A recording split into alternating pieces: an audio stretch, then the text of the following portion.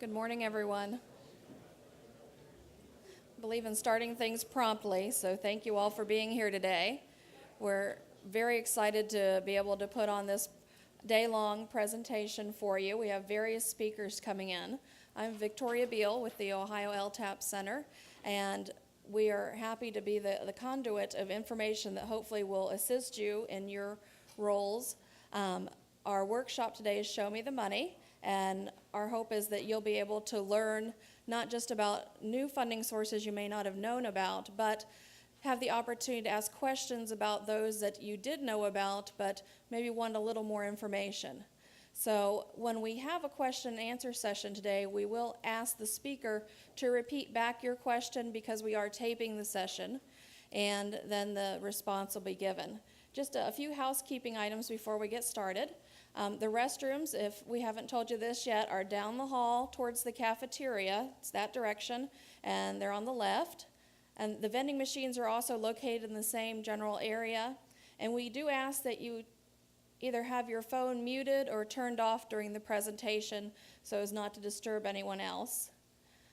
After the course, the presentations will all be made available on our website. We had a few last-minute changes with some new funding programs that have become available, and we also had a couple of presentations that came in after we went to print. So anyone who attended today will receive an email with a link to the location where all the presentations are going to be posted.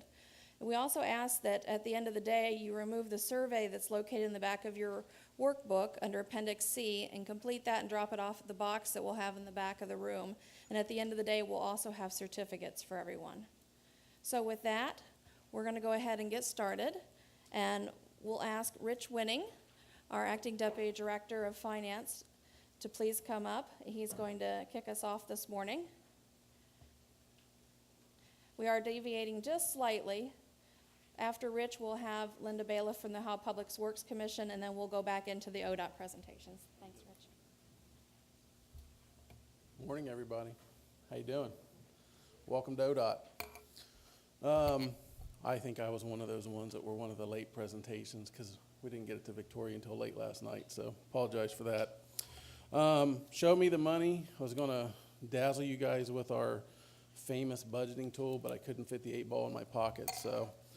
and anybody that deals with budgets, you know that's kind of what it's like, just taking a guess and figure out where it lands. What we're going to talk about, it's kind of funny seeing my name, just so you guys know, Rich Winning, Acting Deputy Director. I'm not used to that title because I'm like 8 days into the job, so kind of weird seeing that. Just so you know though, I'm not a newbie. I've been doing the budget in ODOT for about 7 or 8 years now, so. We're going to give you a brief overview of where we stand with our budgets. We're going to talk about our revenue forecast, the state motor fuel trends. We're going to talk about our 2013 funding uses, and then we're going to talk about inflation forecast and the estimated size of our construction program. The largest funding source for us is obviously both the state and federal motor fuel tax. For our state revenues for ODOT, the state motor fuel tax represents about 85% of the total amount of the state revenue that we have available to us. And so the biggest factor that we can forecast is what we're going to see in the state motor fuel tax. For 2013 through 2015, we're expecting a 1% growth each year for that time period. And then for 2016 through 2019, we're expecting it to be flat at 2015 levels.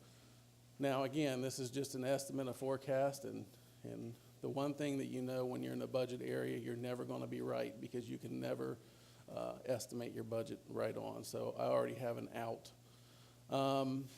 For 2013, just so you guys know, the data that we get from taxation is it's a few months behind based on how they have to collect the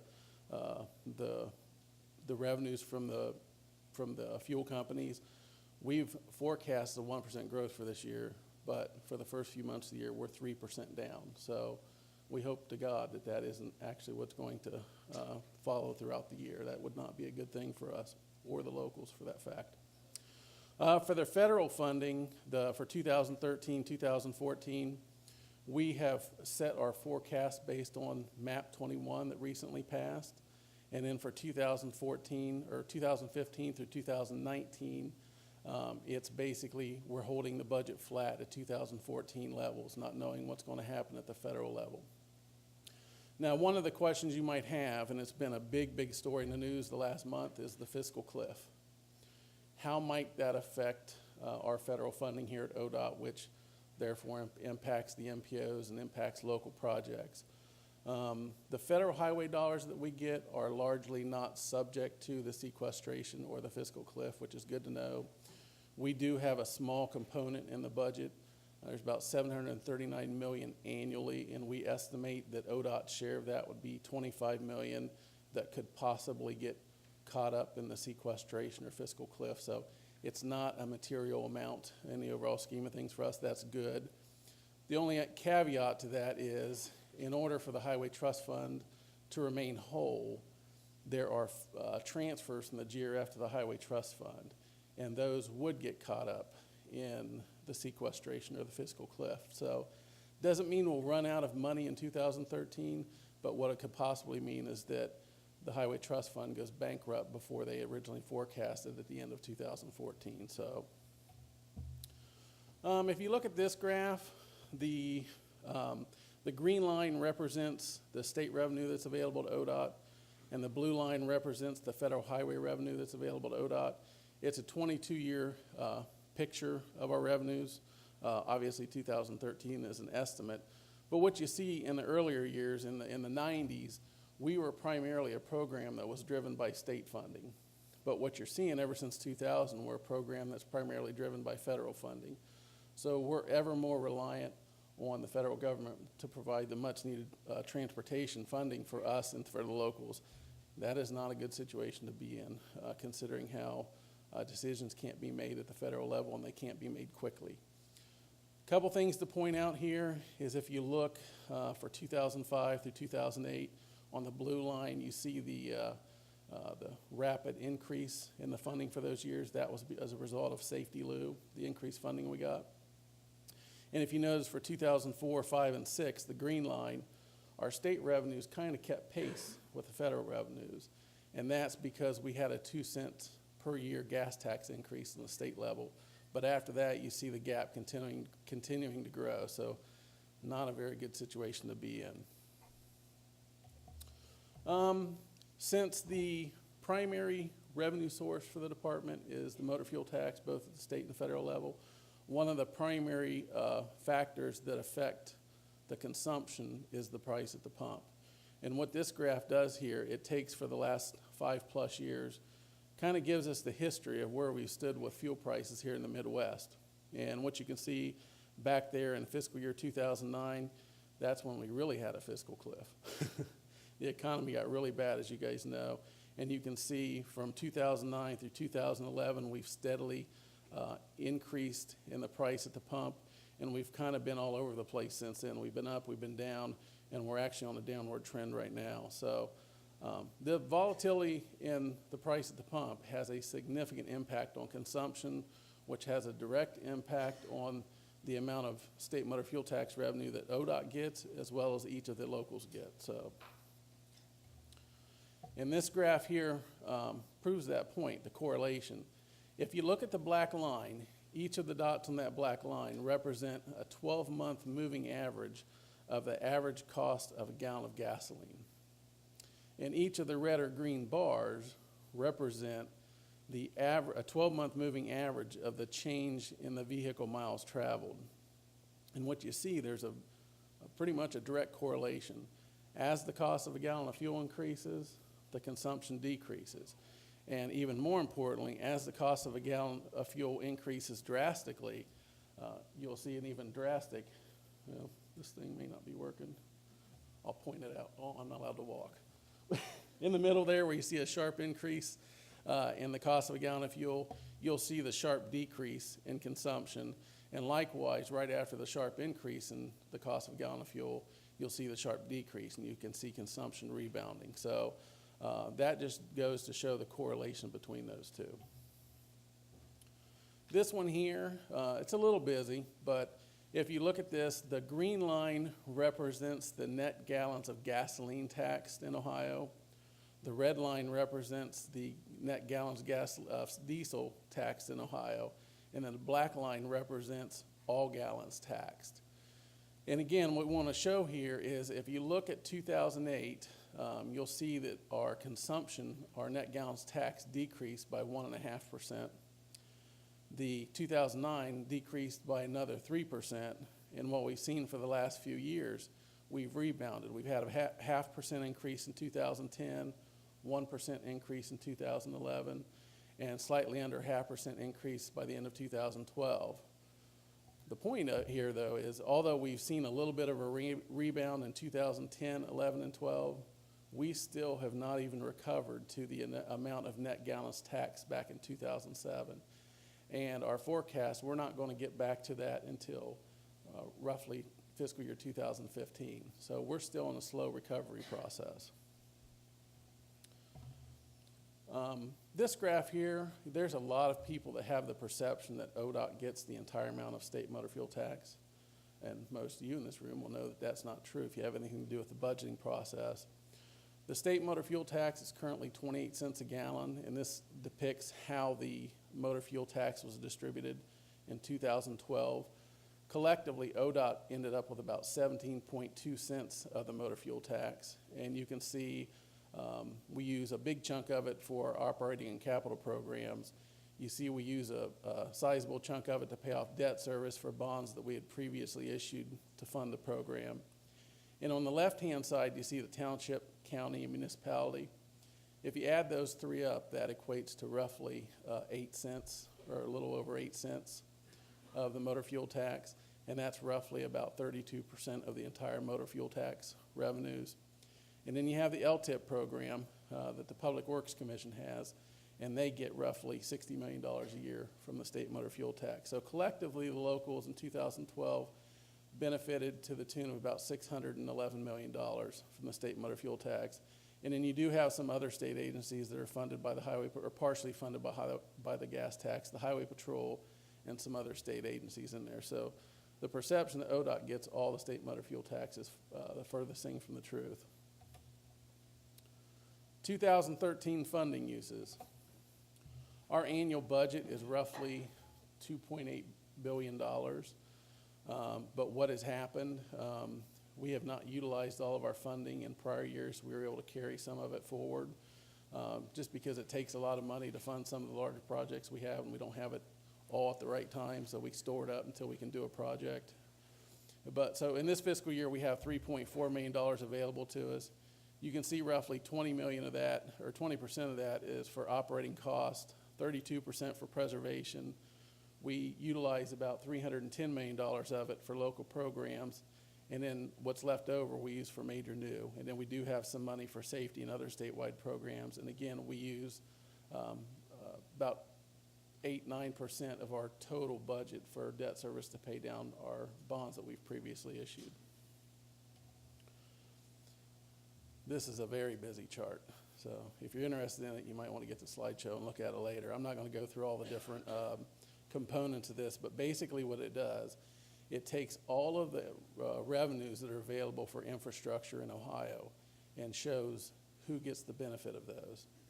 It covers the federal highway revenue, the state motor fuel tax, the vehicle registration, the motor fuel use tax, title fees, et cetera. And it shows how in 2012 those fundings were allocated. ODOT gets roughly 54% of those funds, the total funds. The other state agencies get roughly 10%, and that's primarily the Highway Patrol. And then the locals end up with about 34% of the total pie there, the collective pie. And these are transportation dedicated revenues. This wouldn't include any general revenue funding that the local might throw towards transportation themselves, or any additional bonding that the local might do, or that we might do for that fact. Inflation forecast. Inflation is a monster to us. You know, what you can build for $1 today, you're certainly not going to be able to build for $1 tomorrow or even the next year. Inflation kills us. And what we do for the business plan, this information here, and I think the next slide, comes from our Division of Planning. When we do a business plan, they develop an estimate of inflation forecast so that we can utilize to forecast the funds needed for our preservation program, because we need to fund the assets that we have first, preserve those first before we spend more money on major new. When they do it, they develop 3 scenarios. They do a low scenario, a most likely scenario, and a high scenario. And you can see the variables there. Typically, when we do our business plan, we use the most likely scenario. And the forecast for 13 through 17, you can see there, it ranges anywhere from about 4.5% up to 6.5%. At the bottom of the graph, you can see the actual construction cost inflation. And you can see we've been as high as 11.7%, and we almost reached that level back the last fiscal year with 9.5%. So that really eats away at our funding. So even if we were to get increased funding, we're kind of thrown out the door because of the cost of inflation for construction items. The forecasted size of the construction program for 2013 currently stands at $1.7 billion, and the estimate for 2014 and 15 is $1.7 billion or higher. So those are our goals, and this does include projects that are let at the local level. And last but not least, what this is in picture format, our estimated budget and those uses. If you look at the chart, the very top line on there, the black line is our total revenues. This would include state revenue, federal revenue, bonding revenue. And then all of the different areas under that black line show how we've either used that funding in the past or how we forecast to use it in the future. And you can see for the most part, debt service is pretty flat. Operating costs are relatively flat, although I can tell you that our agency is making great strides to cut our operating costs to direct as much money as we can to the capital program to try to beat that inflation monster. The level of funding to the local preservation program is relatively flat, and so is the ODOT preservation program. I think the key thing that sticks out in this chart is if you look at the major new program. And you can see back in the late 2000s, major new program was pretty robust. But as you look in the future, the money for it's drying up. And that's not a good thing. And I know our agency is working very hard to utilize innovative financing tools and identifying additional revenues to help fund major new moving forward because of the impact that major new has on congestion and also economic development in the various regions of the state. So that pretty much sums up my presentation. Anybody have any questions for me? I know it's the most exciting presentation you'll hear all day long. Finance is boring, we know, but you got to have it. Okay. I'm done now, thanks. Just give me a pointer after my presentation's over. I think he wants me to go through it again. Do we have any questions for Rich? Raise your hand and we'll bring the microphone around. All right. Seeing Thank none? you. Thank you very much. No problem.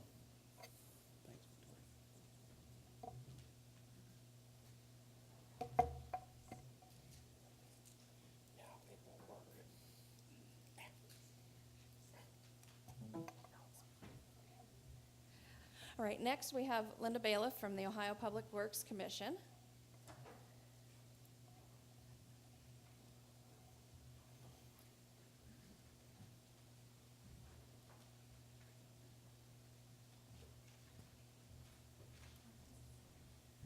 Thank you. Good morning. I'm so excited to see so many of you, and I saw a lot of familiar names out there on the sign-in sheet.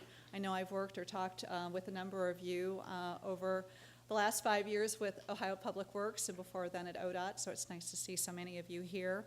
As you can see, I do not have a PowerPoint presentation because along with our IS person, Mark Suitner, if you are familiar with our website, you saw it before last year about this time, you knew that it was a complete disaster. I'll just come out and say that. It was an alphabetical listing, and neither could you find something, we couldn't find something, and we fielded a lot of phone calls because we could not locate our own information. So last year, about this time, we launched a revised website to hopefully make it more user-friendly. I have a lot of responsibilities. I wear a lot of hats where I am today, but I'll tell you, if you cannot find something, or it doesn't make sense to you, you call me. My number's on the website, and you should be able to find it like that. And you call me and you tell me, and I'll take personal responsibility for that, and we'll get it addressed. So instead, I have provided you with a reference sheet. It's page 31 of your book. And if you've not seen our website, but I really hope you have, I'm just going to point out a few things to you, walk you through it, but everything that I'm going to talk about and everything that you need to know about us is on here. So, of course, our homepage is pulled up here, and I'm going to start with the information, the infrastructure program out to the right in the dark blue banner. I'm going to touch briefly on small government, on emergency, and at the very end on green space. I don't know how many of you are even familiar that of the Clean Ohio funds, it's administered by 4 different departments, 4 different agencies, and we do have a slice of that. So, first of all, I think, I do want to tell you, if you can't find something within the next year or two, we're also going to have, probably closer to within the next year, we will have a search window, and we are also going to have a reporting option. So you can actually do individualized reports to look up your particular subdivision, what funding you've received, what's been paid out, et cetera. So, who are we? I think a lot of you, as I said, are familiar with us. We were created way back in '87 with for the administration of the State Capital Improvement Program, the bond program, also known as SCIP. It was soon joined, Rich had mentioned, LTAP, Local Transportation Improvement Program. It was joined shortly after by that. And then in 2000, we became responsible for the Green Space Conservation Program. So what does that really mean, and who are we? We are responsible not to the governor, as some folks think, but we are responsible to a 7-member legislatively appointed commission. Our director is accountable to that commission, and they are also responsible for our bylaws, so they are our bosses. We work with 19, and if you're not familiar with how this works, we work directly with the state's 19 public works integrating committees. If you roll over our map, you can see where's my county and what committee am responsible to, who I would apply to. And also the 19 state district natural resource assistance councils who select the projects for Clean Ohio. We work with these folks.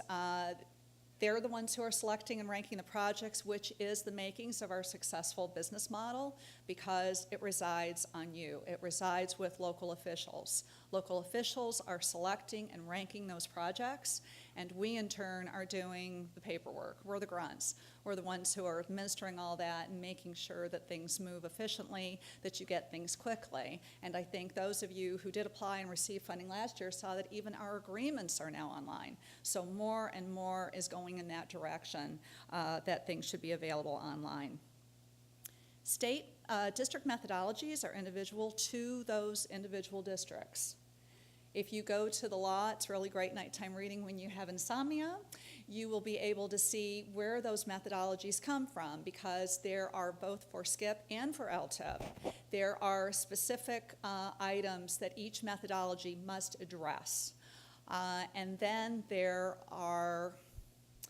can be priorities by each integrating committee to reflect what that region cares for. So they can have priority points, or they can emphasize, they can determine how many points per item, in other words.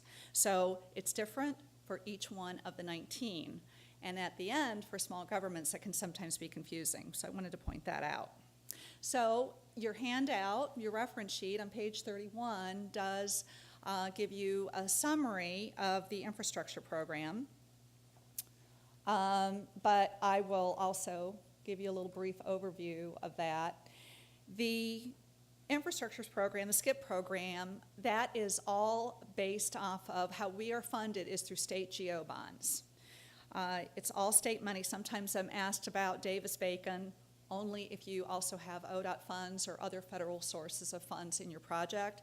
Use state prevailing wage for us. We are a state program.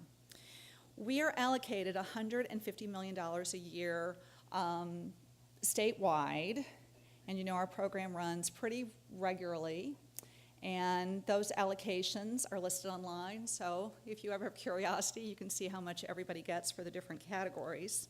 But again, that's about $150 million. We're currently funded through program year 29. Those of you who are familiar with us might recall that we had the state stimulus program. I think that was program years 23 and 24. And 2 programs were put together so that we had this great big pool of funds, and a lot of work was done in that period of time, which would normally be a 2-year funding period. We had them 1 year. But by doing that, it wasn't that we were given more money by the state legislature, we just accelerated our program. So right now we're working on program year 27. We're funded through program year 29, which means, since I know all of you go to vote, that you're going to be seeing us on the ballot here in the very near future. I can't predict when that is. That's not up to me or my boss. That's with people way much higher than we are, and they will determine when we're going to be returning to the ballot and asking the voters for renewal in our program for issuance of more debt.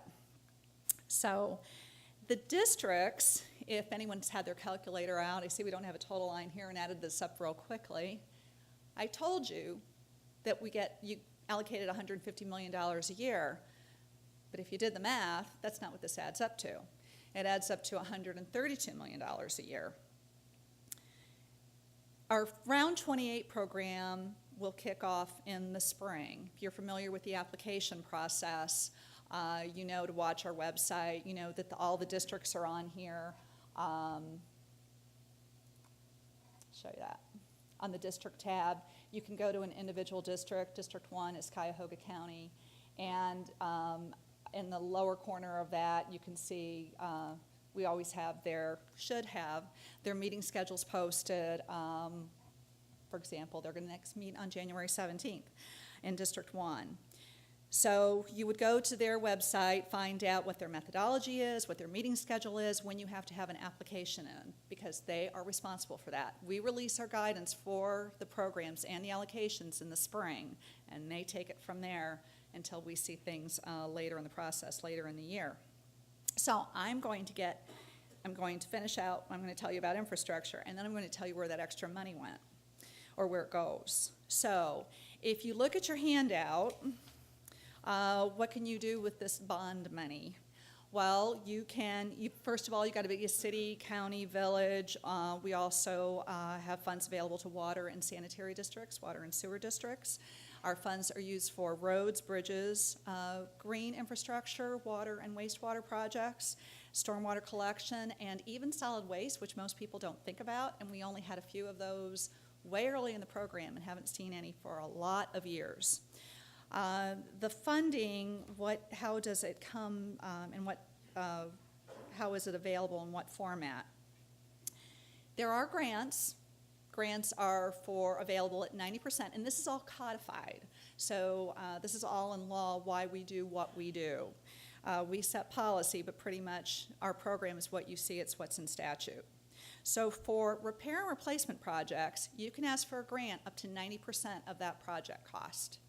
If you have a repair replacement project, you can ask for up to 50% of that project cost.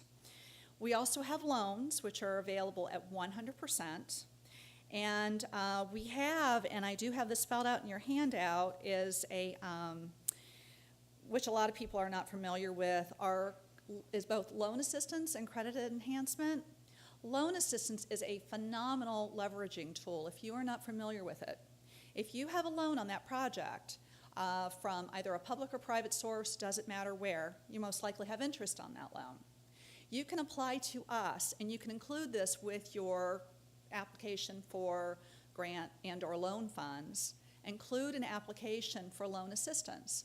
And what you're asking for is a 100% grant to pay for interest during that first year, during that period of construction, plus 1 year post-construction. So there's your interest money, and it's a beautiful thing. And we don't see as many of those as we thought we would, because we tend to see far more loans than we do with those credit enhancements. But you can include that. The district is going to score that if you've also with your grant loan application, but you just have to put in a second application for that. But they're for administrative reasons, but they're scored together. The other thing which we have not seen in a long time, and I don't know if people really know that we have this available, is the credit enhancement program. And what credit enhancement does, it's also a 100% grant, and this is just a one-time infusion of funds where our funds pay the premium for a bond insurance policy, which improves your credit rating, which makes you more attractive in your ability to borrow debt, to get that debt at a lower price. So we do that as well. Those are just a couple of the little known financing tools that we have available. The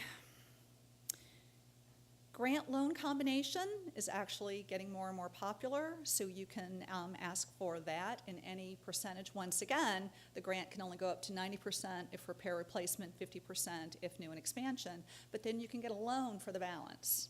We are going to disperse on the grant first unless, and this gets a little tricky, unless that loan makes up your local match. So say you ask for, you want to do your project with 90% grant and 10% loan, we're going to disperse with each request 90% grant and 10% loan, because you have to meet, statutorily, you have to meet your local match requirement. So a lot of people don't understand that or know that we do that, so I want to make sure that's clear. The loan program is a great loan program. It's typically 0%. The districts determine the interest rate, but I tell you what, I think we've had one loan at an interest rate in a long time. So most districts will dictate that 0% interest rate. Your loan can be anywhere from a minimum of 1 year up to 30, but cannot exceed the useful life of that project. So you can conceivably have a 30-year loan at no interest. And the loan money is plentiful. Grant loan combos or solely funded loan projects are going to be more attractive usually with the district's methodology. They're going to typically score better because most folks are going to push the attractiveness of that loan because, of course, everybody wants a grant. So loans typically do very well in the scoring and ranking process. Amortizations, we're going to start putting those online. We hope to have our amortization schedules online by the end of the year. With your agreement, you get a draft, and once you close out your project, we will then send you a final amortization schedule, or of course we'll be putting it online for you. Loans are paid twice a year, or payments are due at the end of January to allow, of course, for the fiscal year, if you work on that calendar fiscal year, and which I think most of you do, and by, someone's going to have to tell me, July 1st. So we bill twice a year, and again, we don't start billing until after that loan has been closed out. You cannot pay more on your payment. You have to pay according to the payment, but there is no early payoff penalty. So if you want to cut a few years off your loan, we don't penalize you for that in any way. Okay, does anybody know where that extra $18 million goes? $15 million, of course, goes to small government, and I don't know how many of you we have out there who have been small government recipients. But small government is second chance, I think is what most people know of it as. It's for if you've applied to the district and you are either a village or you are a rural township, so in other words, just that rural portion of the township of a population of less than 5,000, your district may select your application to come onto the statewide competition for other entities, other small communities, to apply again on a statewide level. It's a different program. You're out of the district at this point, so we have our own separate methodology. That program is administered by the program administrator, which happens to be me, and I am responsible to another 7-member commission, small government commission, who determines the policies for that program. So we usually, as you are, we have 4 slates in now because we're in round 27, pretty hot and heavy. So when those slates come in, We are getting those 5, anywhere from up to 7 projects per district that the district has said, they didn't get funded by us, but they're eligible for you and we want them to compete on the statewide basis. If that happens to you, if you are told your project went on to small government, you are going to hear from me. You are, at some point, you are going to get a notification by email that you have 30 days to address our methodology. And it's very, very critical to know that our methodology, just like in a district, tends to change year after year. And we have people who just tend to assume, well, we know how that works and we know what we need to do.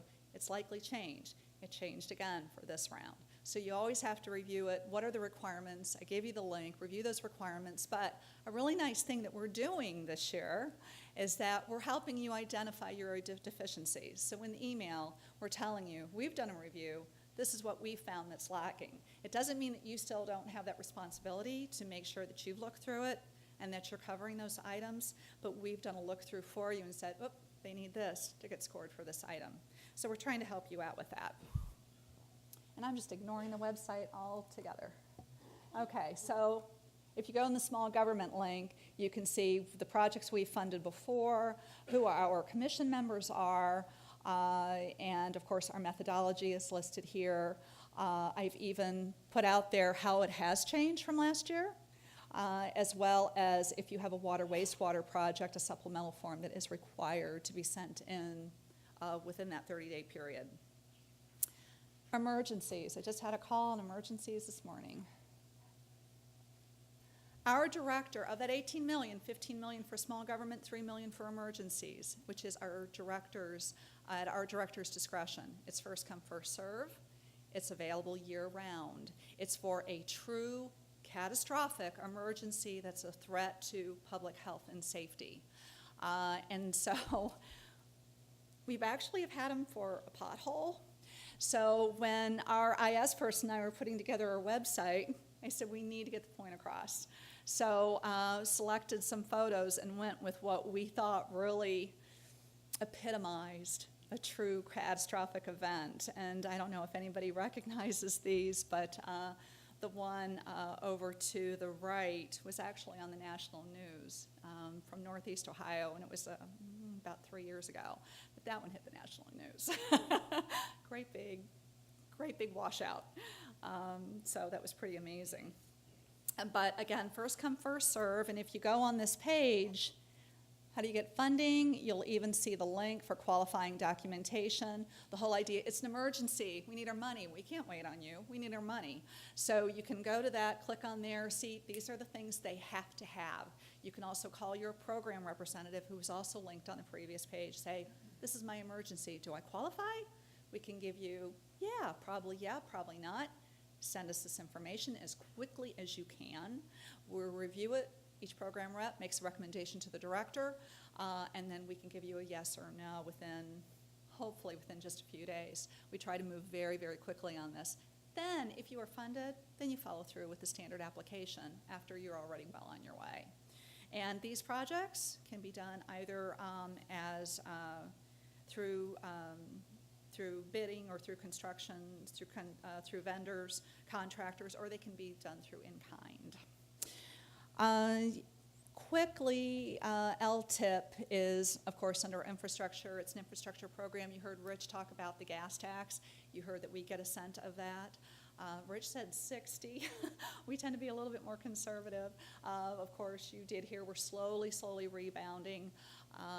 That's been a tough one to watch, as we all know at one point how much larger one penny, how much more money 1 penny would get you. So that is total grant. It's 100% same applicants except for green infrastructure. It's only available to counties and cities and villages because it's gas tax, which is only available, can be used on, of course, roads and bridges.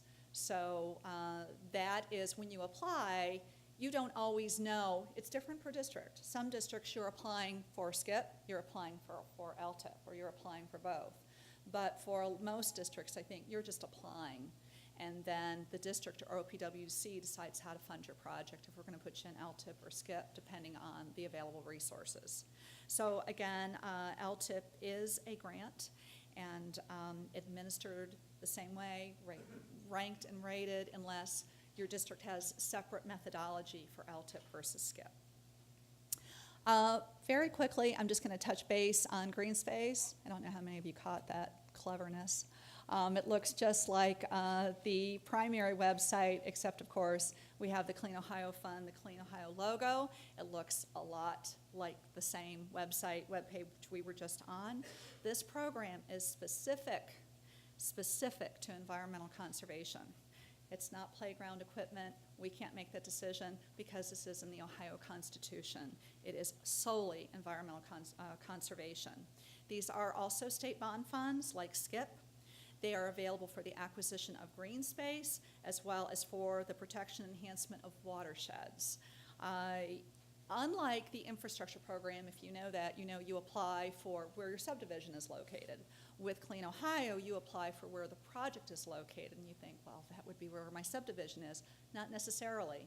Applicants for this program are not only local governments, but also for non-for-profit organizations, and even Columbus Metro Parks. They're headquartered in Franklin County, but they have properties and are trying to acquire properties that surround, they're in the counties surrounding Franklin County, which is another district. So they're located here, but they're applying perhaps to District 17, which is like a backward C around Franklin County, for funds for their projects there. These are grants. They're available for up to 75% of the project cost. But if you're familiar with this program, you know it's not on a regular schedule. Program funding is highly sporadic, to say the least. If you heard me in the beginning, you caught that I said we got this program in 2000. It is 2012. We are in round 7 and just received that funding in the spring. So we have asked for round 8 funding in the next budget, which is for fiscal years 14 and 15. So whether or not that comes through remains to be seen. The Ohio Constitution provides for program year 8, as well as additional funding via state revolving debt. But of course, the General Assembly has to appropriate those funds. So that remains to be seen. I know I was very quick, but I think a lot of you are already familiar with this. Questions? Questions? Just raise your hand and they'll bring the microphone around. I was that good. This is your chance. There's one question over here.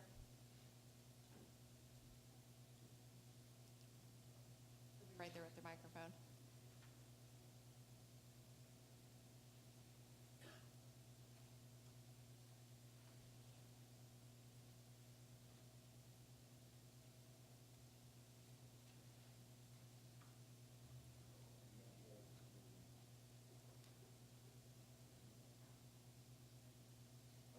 Handed me a mic, it was a trick one, and I got shocked. So. Oh.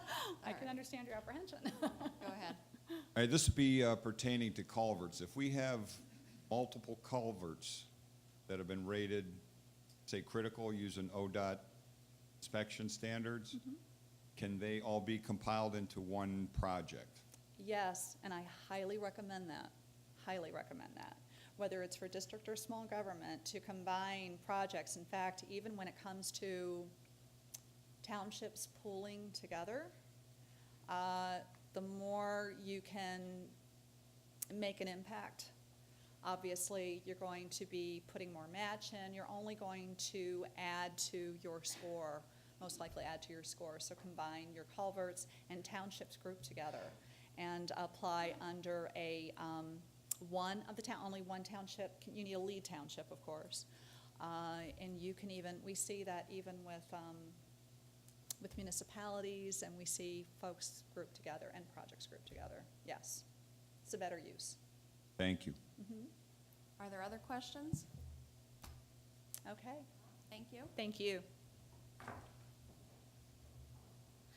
Next, we have Dave Moore, and he'll be talking about the MPO and large city programs.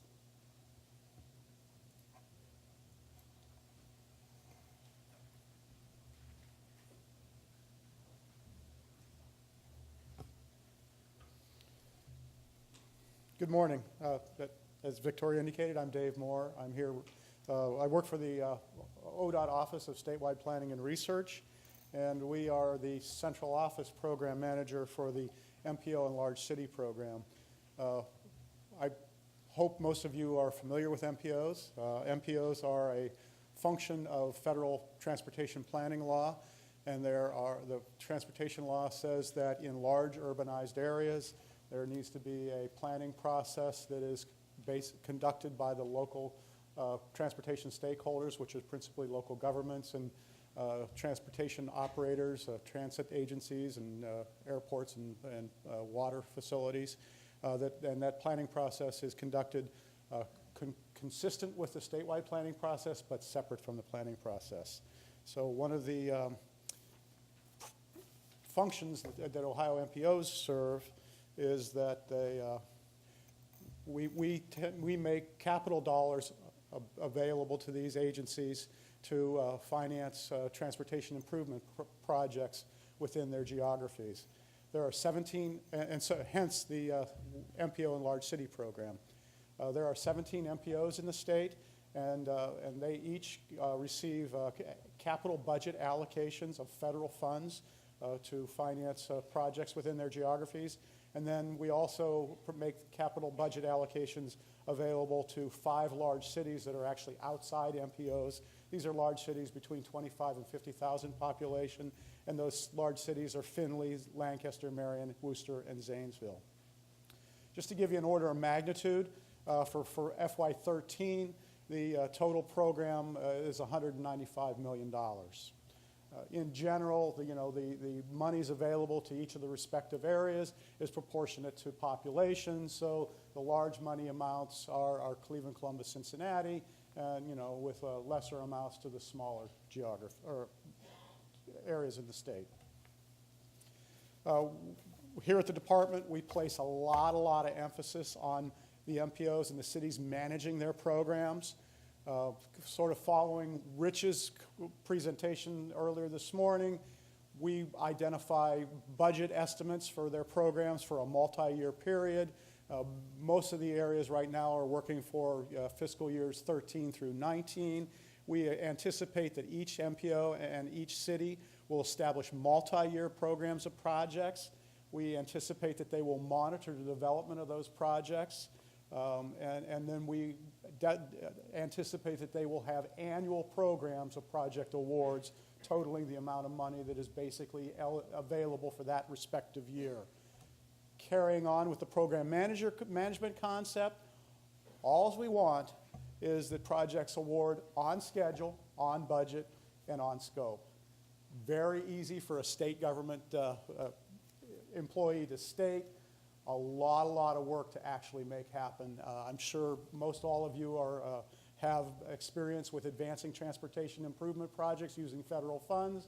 There's a lot of work that goes into making sure that the project advances through environment, right-of-way, design, and the award processes. So it's a lot of work for the MPOs and the cities to actually develop these projects, to develop programs of projects, to monitor the development of the projects, and to make sure that they have an annual program of project awards.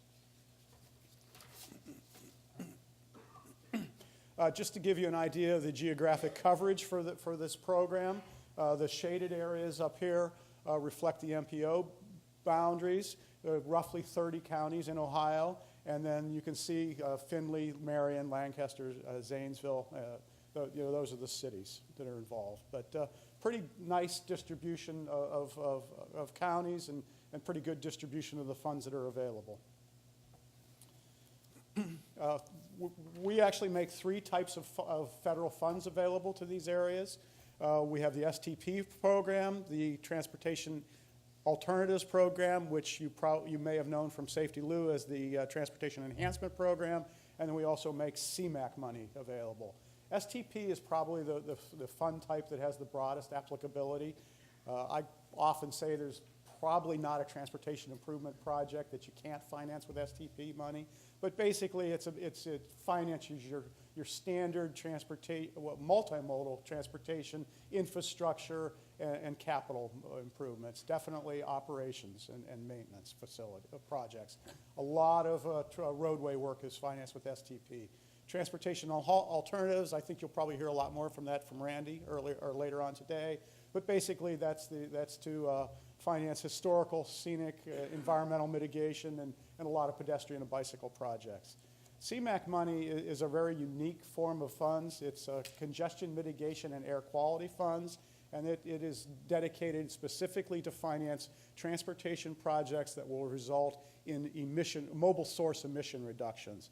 Typical transportation projects that you folks may be interested in: signal projects, intersection improvements, a lot of transit capital money, and then even diesel retrofits to reduce the emissions from vehicles traversing the roadway networks. To give you an idea of how the allocations work, all MPOs get STP funds. MPOs in air quality areas, and that is most of our urban areas with the exception of Mansfield and Sandusky, receive air quality or CMAQ money, and then, excuse me, let me back up. All MPOs and large cities receive STP money and TA money. A number of the smaller MPOs actually opt out of individual TA allocations, and instead they're going to return their money to ODOT to participate in the local program's statewide selection process. MPOs in air quality areas get CMAQ money, and large cities receive only STP money, so they don't have the TA or the CMAQ money available to them. By and large, project funding is consistent with standard federal participation rates, generally 80% local or federal participation and 20% local government sponsor match. Those are totally local dollars by and large. OPWC money often is a state match or a matching source. There is a unique language in Title 23 that says certain types of safety projects, and there's a specific list of these projects, are actually eligible for 100% funding. The signals, roundabouts, lighting, and signage are some of the project types that are available for 100% funding. Of course, the MPOs and their member local governments have to agree to allocate 100% funding since they are the program managers for these funds. So, but that's a neat funding option if your project type works that way. Similar to OPWC, the individual MPOs are in charge of their project selection processes. Each MPO has its own program, its own processes, its own protocols, its own schedules for soliciting projects. What you want to do is contact your local MPO and work with them to understand what their schedules are and their protocols are. The cities don't work with as many member governments, obviously. They maintain their own programs. So what I want to do is just give you a feel for the kind of program that we have available. This is just a snapshot of a report that we put out to each of the MPOs and the cities every 2 weeks. And what we're doing is we're identifying the program, the budgets that we have estimated for each of these areas. That's say the third column under budget, obviously. Then we show how much has actually been encumbered or expended on projects. So you can see for state fiscal year 13 to date, the Toledo area has encumbered $1.3 million. And then the PECO columns are the projects that are yet to be awarded. And the 14 and 15 years, you can see the program, the monetary amounts of the projects that they've actually committed to, and then you can see the balances that are available for the program.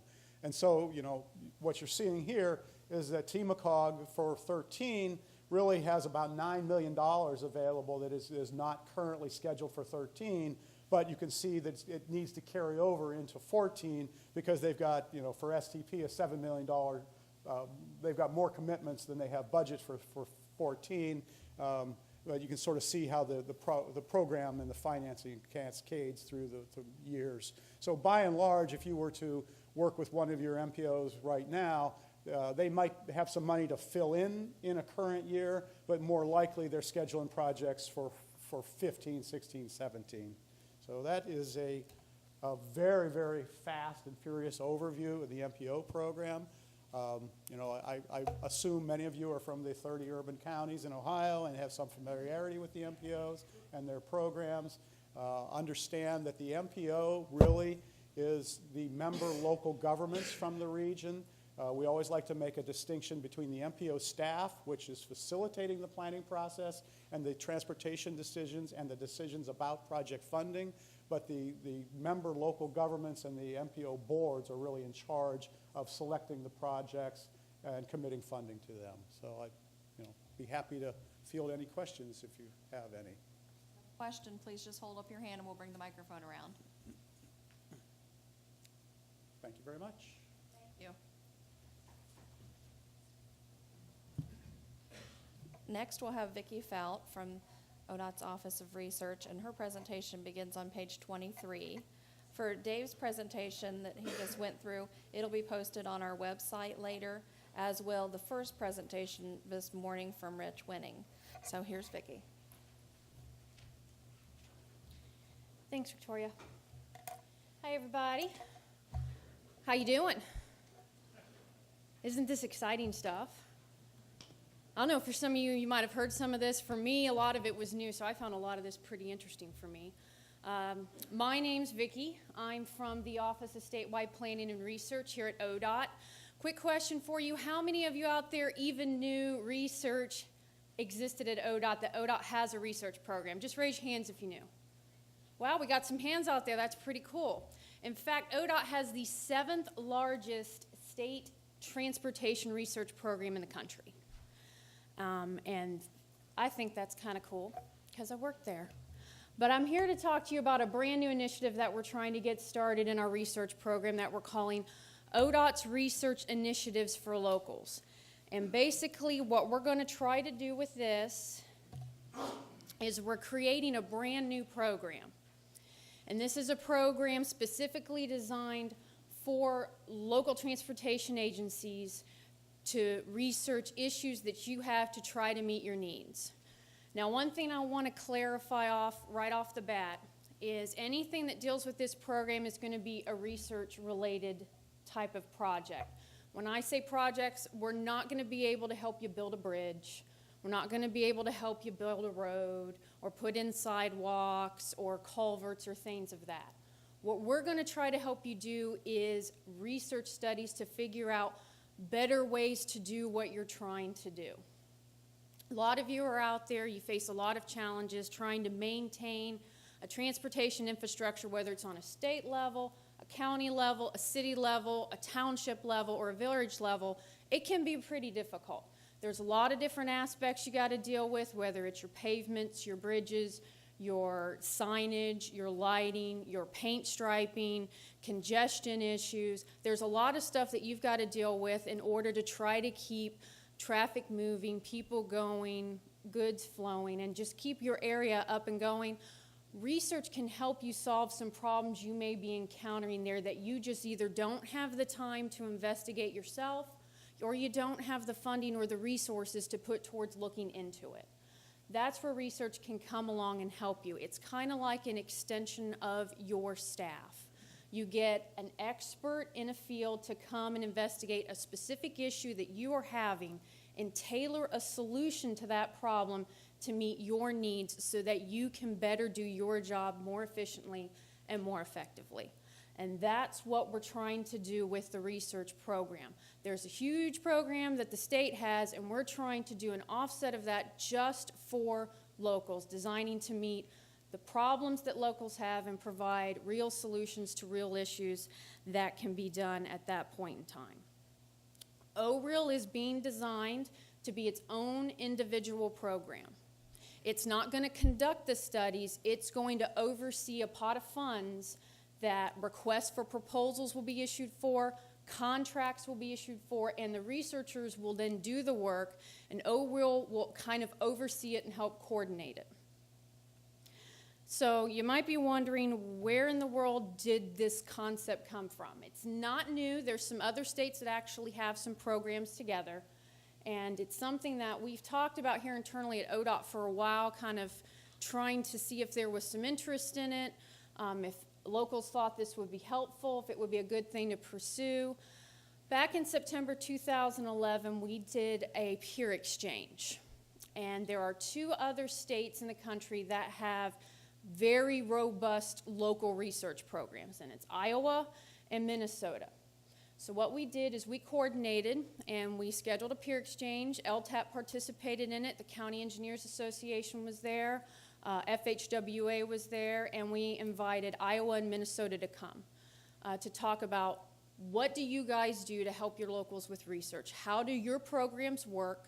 How do they look? And what's the pros and cons of it? And where should we go with this if we want to move it forward? Iowa, their local research program has been there since 1949. And they actually have a really nifty thing. They have a legislative set-aside. 1.5% of all of their road tax is set aside just to do local research on transportation issues. So they have already in their rules and their laws mandated, set aside, they get the money, can't be used for anything other than local transportation research. Minnesota is very similar. They get about 0.5% of the state aid allocation, legislatively mandated, set aside to do local transportation research. That's been there since 1959. So they had a lot of good insights as to how you would put a program together, what it would look like, how it operates. We had representatives from their DOTs, plus we also had representatives from their locals who actually participate and serve on their boards. Both instances, it happened to be county engineers who participated in that. Did a lot of brainstorming, a lot of sharing. As part of this, we also did a focus group where LTAP had sent out invitations to see who would want to participate, and we did get some people who come and participated in a focus group. There was a city mayor, there was some township folks, some county engineers, some city engineers that came. We presented the concept to them and was like, what do you think? Is this something that would be helpful? Would you like to see it? Would you be willing to participate? And the feedback we got from the focus group was very positive. They did see a need for some research focused towards issues specific to locals, and they were willing to participate. Some of the items they did in the brainstorming session was to come up with what types of projects do you think from a local perspective research could be helpful for. And some of the things that they came up with was creation of a common design specification to reduce duplication across areas, be it either ODOT's got some design specifications and some local entities might have their own, trying to combine them together so that there's not duplications, you're not going multiple places to try to find some, there's not overlap. Studies on access management, studies on asset management, evaluation of newer products and processes, analysis requirements for what external agencies such as the EPA or maybe even ODOT may require on certain projects, studies on acquisitions of right-of-way. Those were all stuff during the brief brainstorming session we came up with that they thought would be amendable to this type of a program. They acknowledged that there may be some information out there that already exists that could be very helpful to locals, but there's just not any coordinated effort or any kind of huge technology transfer to try to get research results out there so that people know, hey, this study was done, this information is available, and you might be able to use it. So they saw this program as kind of being a conduit to try to do some additional technology transfer as it relates to research activities. So everybody thought it was a good idea.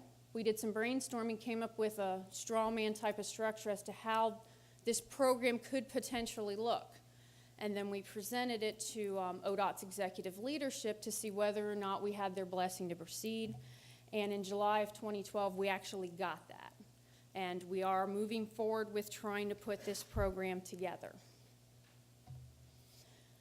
Now, whenever you're putting any kind of a program together, you got to have goals. And we identified some short-term goals and some long-term goals as well. In the short term, the first thing we wanted to do was establish a board that's going to oversee the program. We truly, truly want this to be a program for the locals, designed by the locals. We want you to have the ownership in it. This program is for you. It's not ODOT coming in and telling you, this is how it's going to be and you're going to like it. This is going to be something to meet your needs, find solutions for your problems, and we want you guys to actually feel that it belongs to you, because that is our intent with it. We're not wanting to come on and add another layer of complexity onto your jobs that you already have. So we need to set up the board.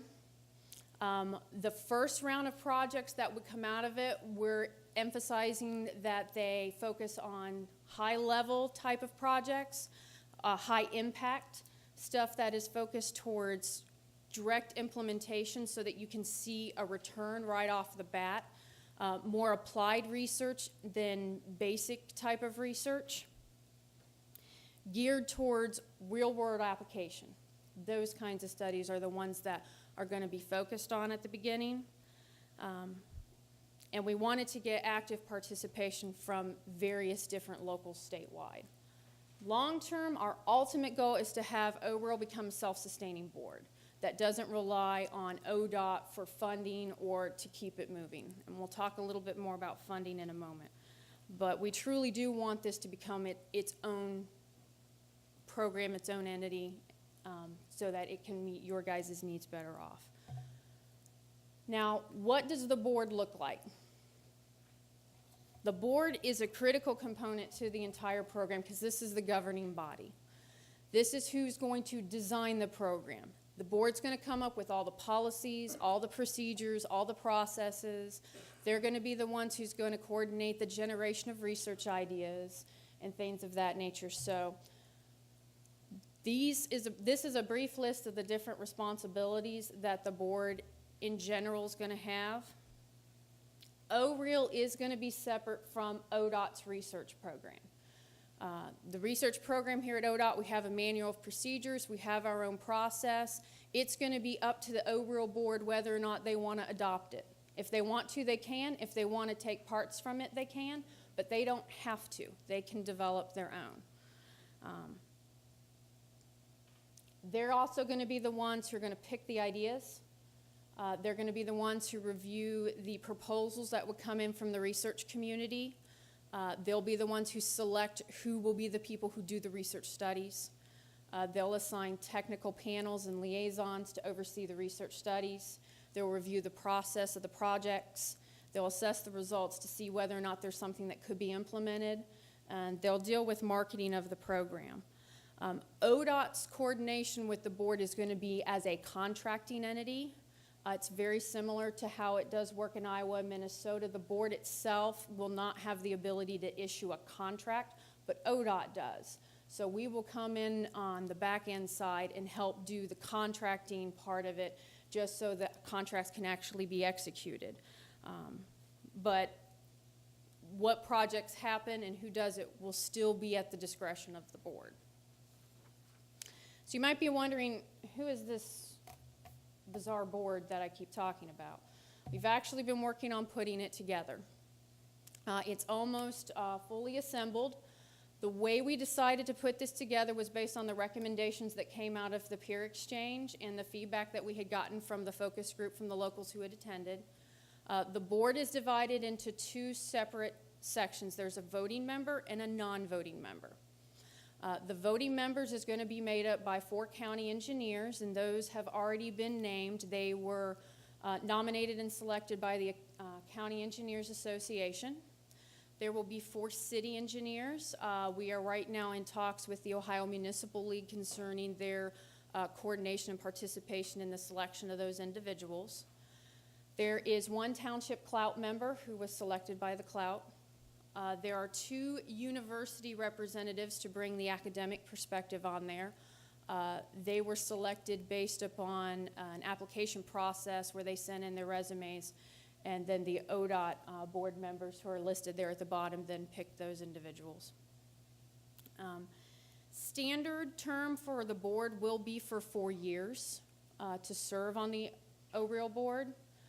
For the first round, we've kind of staggered it so that there could be, during the development process, a bit of a learning phase so that the entire board's not changing all at once. There's some continuity there. You might be wondering, why in the world would we have university people on this?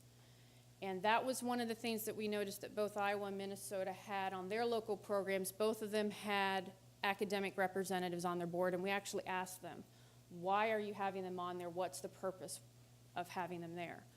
And the feedback we got from them was that typically, based on what they do and the generalness of their jobs, professors tend to be more in touch with what's currently going on nationally in a research perspective. Because that's basically what they do. They teach a couple of classes. They spend the rest of their time doing research and writing reports. They're more engaged in breaking technology, the latest and greatest stuff in the particular field or genre that they're focusing on. And they brought a perspective to their programs when they're trying to do idea generation and determining what should go out for RFPs and how should those proposals look like, providing a lot of insight into what makes good research, how are your results going to be able to be translated into actual application. They brought a good perspective to kind of round it all up. So that's why we included them on ours as well. Why did we put ODOT people on there? I keep saying this is a board for the locals and it's not ODOT telling you what to do, so why did we put them on there? Partially, we wanted to make sure that there was just a diversity of technical expertise on the board. And so we picked some areas based on some feedback we had gotten that was of particular technical interest to locals. So we got some individuals on there from various locations around the state. Mostly, as you can see, they're district folks that have a focus in backgrounds of payments and materials, traffic, structures and planning, and also maintenance, just to make sure there was a good diversity of background. Now, I did mention that the standard term for the OWORLD board is going to be 4 years. The only exception to that is your academics. The researchers are limited to 2 years on the board. Reason for that is as long as they are serving on the board, they are excluded from bidding on any project that has to relate to OREAL. If they're going to be there while the RFPs are being written and while the ideas are being formulated, it's not fair to let them bid on them. They've got too much information, too much background. So therefore, they're just excluded. And that's why we limited them to 2 years so that they could have an opportunity to also participate in doing the work. Now, the non-voting part of the board is just made up of 3 folks, and our job's going to be just to kind of help with the coordination of this, keep things moving, keep things flowing. There's one person from the research program. That's me. We've got someone from the LTAP Center. It's Mike Fitch. And we also have someone from FHWA, Frank Burkett. And Frank is the individual at FHWA who oversees ODOT's research program. He approves the research program that ODOT does on an annual basis. We included FHWA because they're more involved nationally on what's going on a research level, so he could bring that insight as to what different states are doing that might have some impact on some stuff that we want to do here locally. I'm going to serve as a liaison between the OREAL board and what is called OSCORE. OSCORE is ODOT's Standing Committee on Research. ODOT's research program has this committee that oversees the different projects that ODOT puts out for our research program. We issue RFPs, we select researchers, and OSCORE kind of does what the OREAL board does. They look at the ideas that ODOT employees generate, they prioritize them, they rank them, then they review the selection recommendations that come in on who should conduct the work. The OREAL projects will not be seen by OSCORE for approval. I'm just sitting on the committee so that we can make sure there's coordination if we need it. If a project comes through OREAL, that would be really good to coordinate with some OSCORE activities. We can hook them up that way and vice versa. OSCORE in themselves will not be approving any OREAL projects. That's what the OREAL board is for. Okay, exciting, isn't it? Yeah, I can tell. You guys are like, when is break, man? All this stuff I've been talking about, the nice people on the board are very nice. They're not getting paid for this. You don't get paid to be on the OWRL board. Your travel is not reimbursed. It is all done out of the kindness of your heart and to further the program and for just the overall betterment of transportation local research. What does need to get funded is the actual research that occurs. Because other than the OWRL board members, most people won't do anything for free. Researchers won't. They want money and they want to be published. So ODOT's going to put their money where their mouth is. We're bringing the initial funding to the table. The first funding round for OSCORE is coming from ODOT's research program. It's called Part 2. It is a federal research program. It has an 80% federal, 20% match, but all parts of that are being provided right now through research. Initially, there's $2 million over the next 4 years that has been set aside to fund research activities approved by the OWRL program. We did 4 different fiscal years, $500,000 in each year. At the end of those 4 years, there will be a reevaluation of how's the program, how's it doing, is it worth the investment, do we need to continue funding it, do we need to change it, what is it? If you guys decide you don't want it, then if it's not beneficial for you, that's okay. But this funds is just to support the research activities only.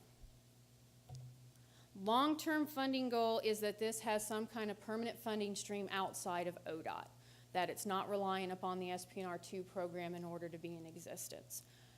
What type of funding stream is that? This is one of the challenges the board is going to be faced with trying to figure out. There's a lot of different things out there that could be considered. Of course, the ultimate nice goal would be to have some kind of legislative set-aside like the other states do. Respectively, Iowa's got 1.5 million, Minnesota's got 1.2.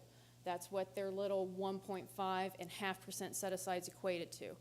That's per fiscal year. It's double of what ODOT's bringing to the table, but that's one of the challenges the board's going to look into. There's a lot of different options that can be considered. It could be a membership-based fee to be part of the program. It could be some kind of a cost share that's brought on a project-by-project basis that would change the voting and scoring mechanisms for when projects go, when they don't go. There's all kinds of different avenues that could be considered for that, but it will be something that will be up to the OWRL board to determine. So why do you care? What is really in this for you? What are you going to get out of it?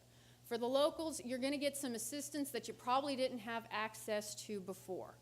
As I mentioned before, research is like an extension of your staff. It gives you somebody to come in there and investigate a problem that you've been challenged with for some time. You just haven't had the time or the resources to look at it. Some of the things that we've done here with ODOT's research program that might be helpful, we've done investigations on pavement marking materials. What are the best kinds to put down? When should they be put down? How long can we expect for them to last? And give us a deployment strategy on when we should go and restripe and how often. We've done different types about chip sealing. What's the best way to chip seal? Crack sealing. When's the best time to really do that versus doing a resurfacing? Studies along those nature to help you try to figure out, I've got this small limited pot of funds, I've got all these problems here I've got to solve. Help give me some tools to make it easier for me to manage my programs, or just some tools to help solve these problems. Those are things that you're going to get out of it. It's going to be answers to questions you have with results you can actually use. OWRL's going to be more than just we're writing a report, we're sitting it on a shelf, and it's going to look pretty. It's going to be geared towards actual stuff that actually can get out there and help you do what you need to do. Researchers, they get another opportunity to conduct transportation research. They love doing that. They like doing, that's what they live for. They love getting published. It will be another avenue for them to get published. And it actually gives them an opportunity to focus more towards actual applied research with results that will be used. It's not as much pie in the sky research. that's theoretical in nature. It's actually solving an issue and helping some people along. So that's one of the things that they're going to get out of it. ODOT is going to get a huge technology transfer payback on this program with some wonderful coordination activities with the locals. We have had some locals participate on research projects ODOT has conducted in the past. I know Fayette County coordinated with us to do structural deterioration of strand box beam bridge girders. Exciting, isn't it? They coordinated us with that. They had a bridge they was going to take out of commission anyway. It needed to be taken down. We were doing studies about failure on that particular type of a bridge. We went in there, whoops, geared it up, basically put enough pressure on it until it went and failed. They got the bridge out of their way, and plus they got to have all of the data that came out of that, the analysis that came out of that, and they got to work hand in hand with the researcher on that. So if they had other issues or questions that they wanted to know, they just fed it directly to the researcher, and he answered it for them right then and there. That's some of the more coordination that we're going to get, as well as partnership. And in general, the state, they see the transportation system in Ohio as one big system. They don't go into the whole, this part's the responsibility of ODOT, this part's responsibility of a county, this part's a city, this part's a township. It's just a road to them. And it's just a way for them to get from point A to point B, and they don't care about who's responsible for what, they just want it to work. So anytime you do something that's going to enhance the transportation system overall, it benefits the traveling public. Now, when you get done reading all of Linda's documentation and you're still awake and you can't go to sleep, on our website we do have the report from the peer exchange that was conducted back last September. You can feel free to go to this massive link, which is in your handout that you got, and take a look at that if you want some more detail on that, or you can also contact me or Mike. We'd be more than happy to fill you in. Do we have any questions? Have a question, just raise your Yeah, hand. we got one over here. When you do the research on paving, for example, different pavement techniques, I know that there's a number of people that have looked at that, but so much of it comes out as anecdotal, pretty blasé. When you turn that into return on investment or optimization cycles, so that if you go to either a department head or a board of trustees, that you've got something factual or at least a standard basis to go there. If I talk to the county engineer's office, they can talk inside baseball with me all day long and educate me. If I go to a board of trustees, this is not what they do. And some of the other people that you work with, education levels, experiences vary so much. If you could get some standard metrics, performance measurements on this that are a balanced scorecard kind of approach where you're telling everybody, this is great for a 3 to 5 year touch-up, or this is the best long-term solution, that would be very helpful. Because even if you get this research done, you can't translate it into real simple information. It's going to be hard for me to use, help other people digest. Just a recommendation. And any comments you have on that would be appreciated. Yes, and actually, what you said is something that every transportation research program is dealing with right now. We're even dealing with this here internally. What I do here in ODOT's research program, I'm actually the implementation manager for it. Just took over that responsibility from doing the contracting. And being able to do an ROI or a cost-benefit analysis is so critical. And that's what actually makes it so the research becomes usable in real life. Without that, it truly is just a report that sits on the shelf that might have some pretty charts and some cute graphs and some pictures of whatever in it. But trying to get that actual, here's what it really means to you, is going to be critical for all of these projects. And we're also applying that to our current program as well now. That's the worst case scenario type applications too. Yes. We've had a couple scenarios where there was a micro-surfacing kind of slurry seal used, put in on the low range temperature of what it should have been put down, and became a contractual argument with the supplier and the subcontractor, and that's just a nightmare waiting to happen. And I don't know how well people knew that or not, but that's the kind of stuff that people should be able to find out right up front. First click on a web page someplace to say, this is good, bad, or otherwise. But I just walked into that one. Somebody else handed me that one first day I was on the job, and I was like, what a pleasure that was. Yeah, welcome. Are there any other questions? In front, right with you.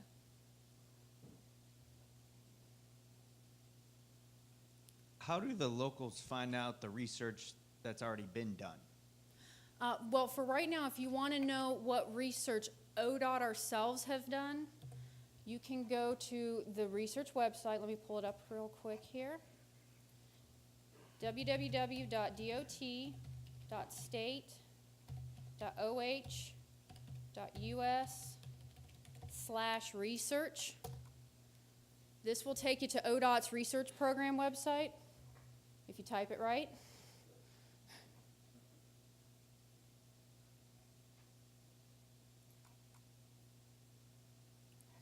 And this is what our homepage looks like right now.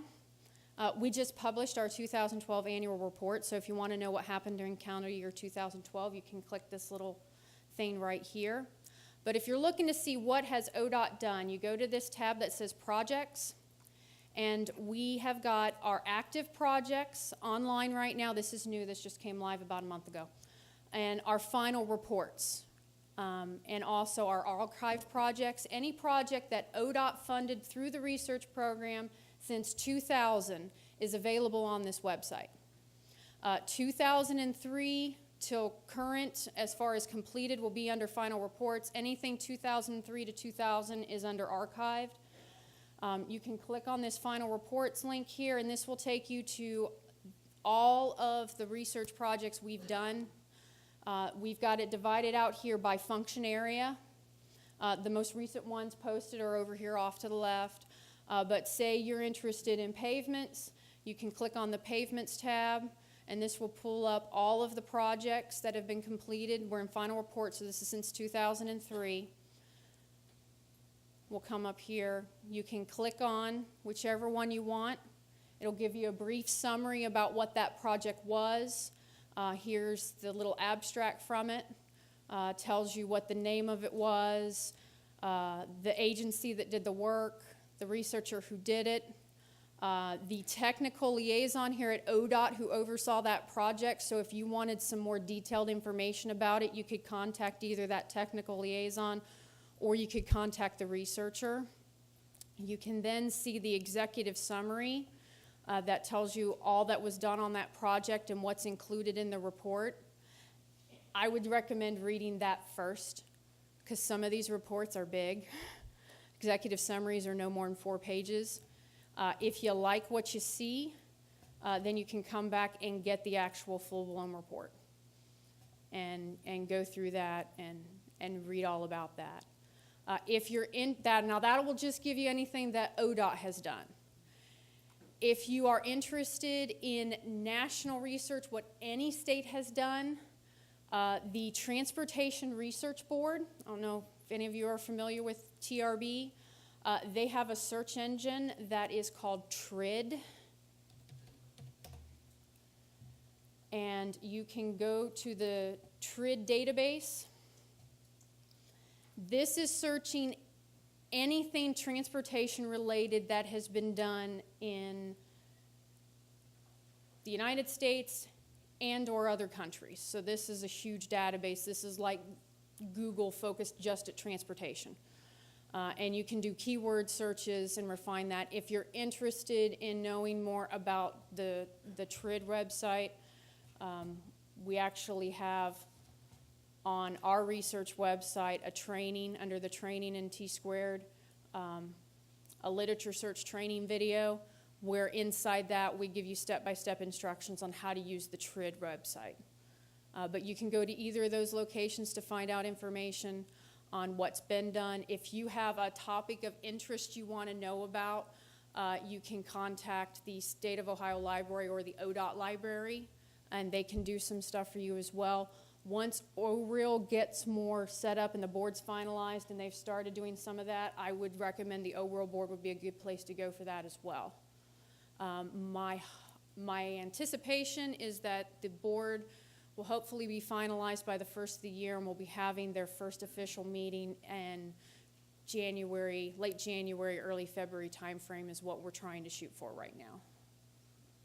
And another question down in front here.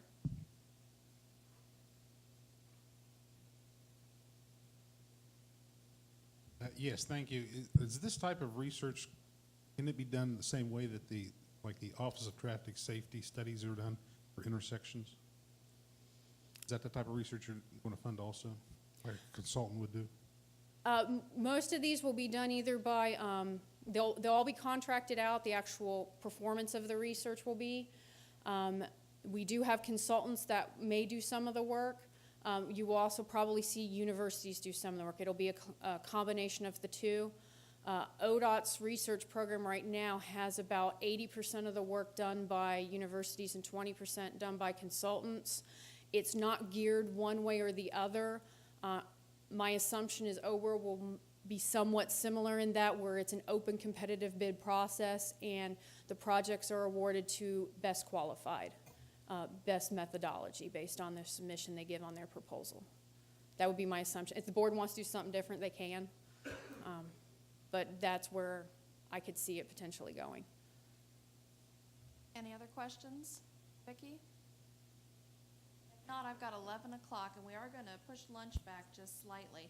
So let's go ahead and take a 10-minute break. Please be back at 11:10, and we'll get started with the ODOT Office of Local Programs and the MAP 21 presentation. Next, I'm very happy to introduce Randy Lane, who's the head of our local programs office and also my boss. So we're thrilled to have him present today on our local programs funding options. Thanks. And Randy's presentations start on page 1, and there will be a few additional slides at the end for a new program he's going to discuss with you.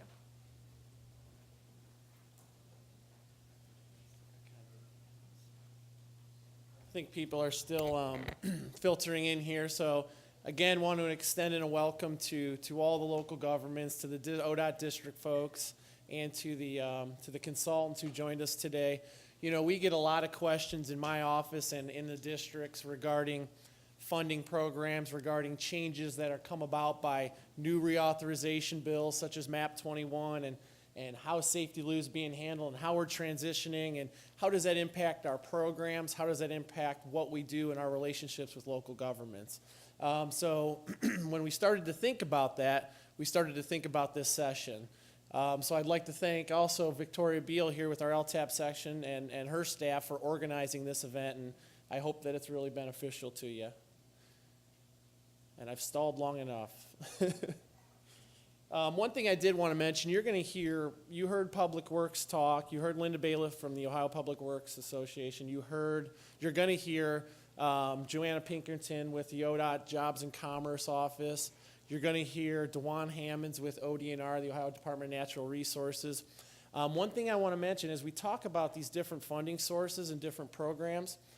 We're really talking about state and federal money that are made available through other different sources.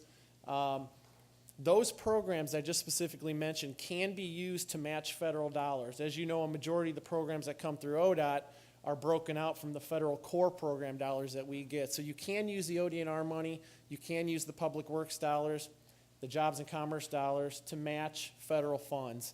Outside of those sources, with our sister agencies and the other pots of money we get, there aren't a whole lot of opportunities to match federal with federal. With that, I'm going to get going. You heard Rich Winning kind of set the stage for all this earlier. What Rich was asked to do by us was to let you guys know how the gas tax generates revenue, how those revenues are budgeted, ultimately how the local programs come about as a result of the ODOT budgeting process. I think it's a fantastic presentation for any group, local governments, consultants, anybody in Ohio as a citizen to know how those gas tax revenues are spent, budgeted, and how they're expended. We're going to get into here with my presentation some of the highlights of the new transportation bill. As you know, the President Obama signed quickly came about MAP 21, which is moving ahead for progress in the 21st century to replace our past Safety Lou federal highway authorization bill. That bill had originally expired back in 2009, and I think we were on our 17th or 18th extension to that bill. So we desperately needed a new bill, and this one came about very quickly and it was enacted very quickly. As of October 1st, we've been operating under kind of the presence of MAP 21. Now, we still do have some safety lieu apportionments that are still going to be trickling into our programs, and that's important because there were some eligibility changes going from safety lieu to MAP 21, and to have the ability to spend some of those past apportionments which retained their original eligibility is a big benefit to us and a big benefit to those projects that you have in the pipeline already. As I said, it was signed into law on July 6, 12, effective October 1st. Not a whole lot of window or time to analyze and to get going with it. We just here recently started to get some implementing guidance from Federal Highway and some interim guidance from Federal Highway, but until the rulemaking process is complete, all we have is a law that says you will do this. So we don't have a whole lot of rulemaking. We don't have a whole lot of implementation guidance that's come about here in the last, 2 months. It's a short bill. It's only 2 years. Many of the measures that we're going to talk about, like bullet number 1 here, streamlining measures, performance program measures, many of those measures aren't even going to be developed until 18 months into the bill. So we're going to be moving quick. We're going to be moving without a whole lot of guidance, I think, and kind of working on the fly. Again, what they did with MAP 21 is it really transformed the policy and the programmatic framework of our previous transportation bills. It streamlined programs. It consolidated programs. It creates this performance-based approach for ODOT and for Ohio, our Ohio Division Office, and really Federal Highway Washington to work with. It gave us a lot of flexibility. It said, okay, ODOT, here's the money you can spend. We've consolidated these 160 different programs into 7 core programs. We're not really going to build these measures in and tell you how to spend it, but we're going to be monitoring you throughout the process. A good example of that is they basically eliminated the Highway Bridge Program. The Highway Bridge Program under the previous authorization bills had specific measures for structural deficiency on each project eligibility for sufficiency rating. Those have gone away. The Highway Bridge Program has kind of moved into the STP realm. It's funded out of the General Surface Transportation Program pot of money. While those measures don't exist on an individual project authorization level, they do exist, and we're going to have to report back to USDOT on how we're still meeting those general measures as a state. So a lot of that kind of streamlining is taking place. Something else MAP 21 did was it expanded the NHS system, the National Highway System. That is basically all principal arterials are now, that were previously prior to October 1st, are now NHS routes. And as you'll see when I'm kind of going forward, they kind of set aside this new program and this new funding program, which comprises much of the funds with MAP 21 to help take care of those NHS routes. The focus was safety. Everywhere you look in MAP 21, safety is a theme that's reiterated in just about every section. We will have specific performance measures for safety and resulting in less crashes, less fatalities on our system. While the high-risk rural road program, which was a safety lieu created program for about $2.5 million annually, was done away with, we still have to spend, we still have to monitor the high-risk rural road section. If there's increased crashes from year to year on that section, we are required to obligate an amount equal to that 2.25 per year to help alleviate those crashes. It focused a lot on infrastructure condition. Congestion reduction, system reliability, freight movement is a big component to MAP 21. Environmental sustainability, we heard Dave Moore kind of talk a little bit briefly, the stages of the federal aid program and moving from PE or preliminary development environmental into engineering and right-of-way into final design into construction. And what this bill tried to do was shorten that try to streamline the environmental categorical exclusion process and some of the other environmental processes we have to work with. And that results in number 7, reduced project delivery delays. Getting into the funding, as you can see, our 2011 apportionment was our last, apportionment under safety lieu. And what that was we were basically, through all the continuing resolutions, held constant at the 2009 funding level. So you'll see in 11, and really from 9 through 11, we got this 1.390981 figure. MAP 21 announced our final apportionment for 2012, which was 1.98 million. And then moving into the actual MAP 21 years of 13 and 14, 1.298, 1.309. So as a state, we really didn't lose a whole lot of funding. we've basically been held flat with small reduction, but a slight increase going into 14. The last table on this slide shows you how those 7 new core programs, which many of them you'll notice were old programs like CMAC, Metropolitan Planning, which Dave Moore talked about earlier, Transportation Alternatives, which is the old Transportation Enhancements Program, but a new program in the National Highway Performance Program, which a bulk of the money goes to that program. This kind of just illustrative of that, what the current law represents safety loop core programs, MAP 21 programs, and how those programs were kind of streamlined and reduced into the new 7 core programs under MAP 21. Something interesting to note, again, the bridge funds, the Highway Bridge Program did go away as it stood in Section 144. It has now been combined as an STP program, so all your off-system bridges will be funded with STP dollars. That could include, really STP, as someone else had mentioned previously, is our general pot of money. Basically, if it's on a federal aid system, if it's a bridge off system, or if it's a bicycle pedestrian facility off system, we can fund it. Just a pie graph showing the 37.7 billion national bill and how that kind of relates back into the programs.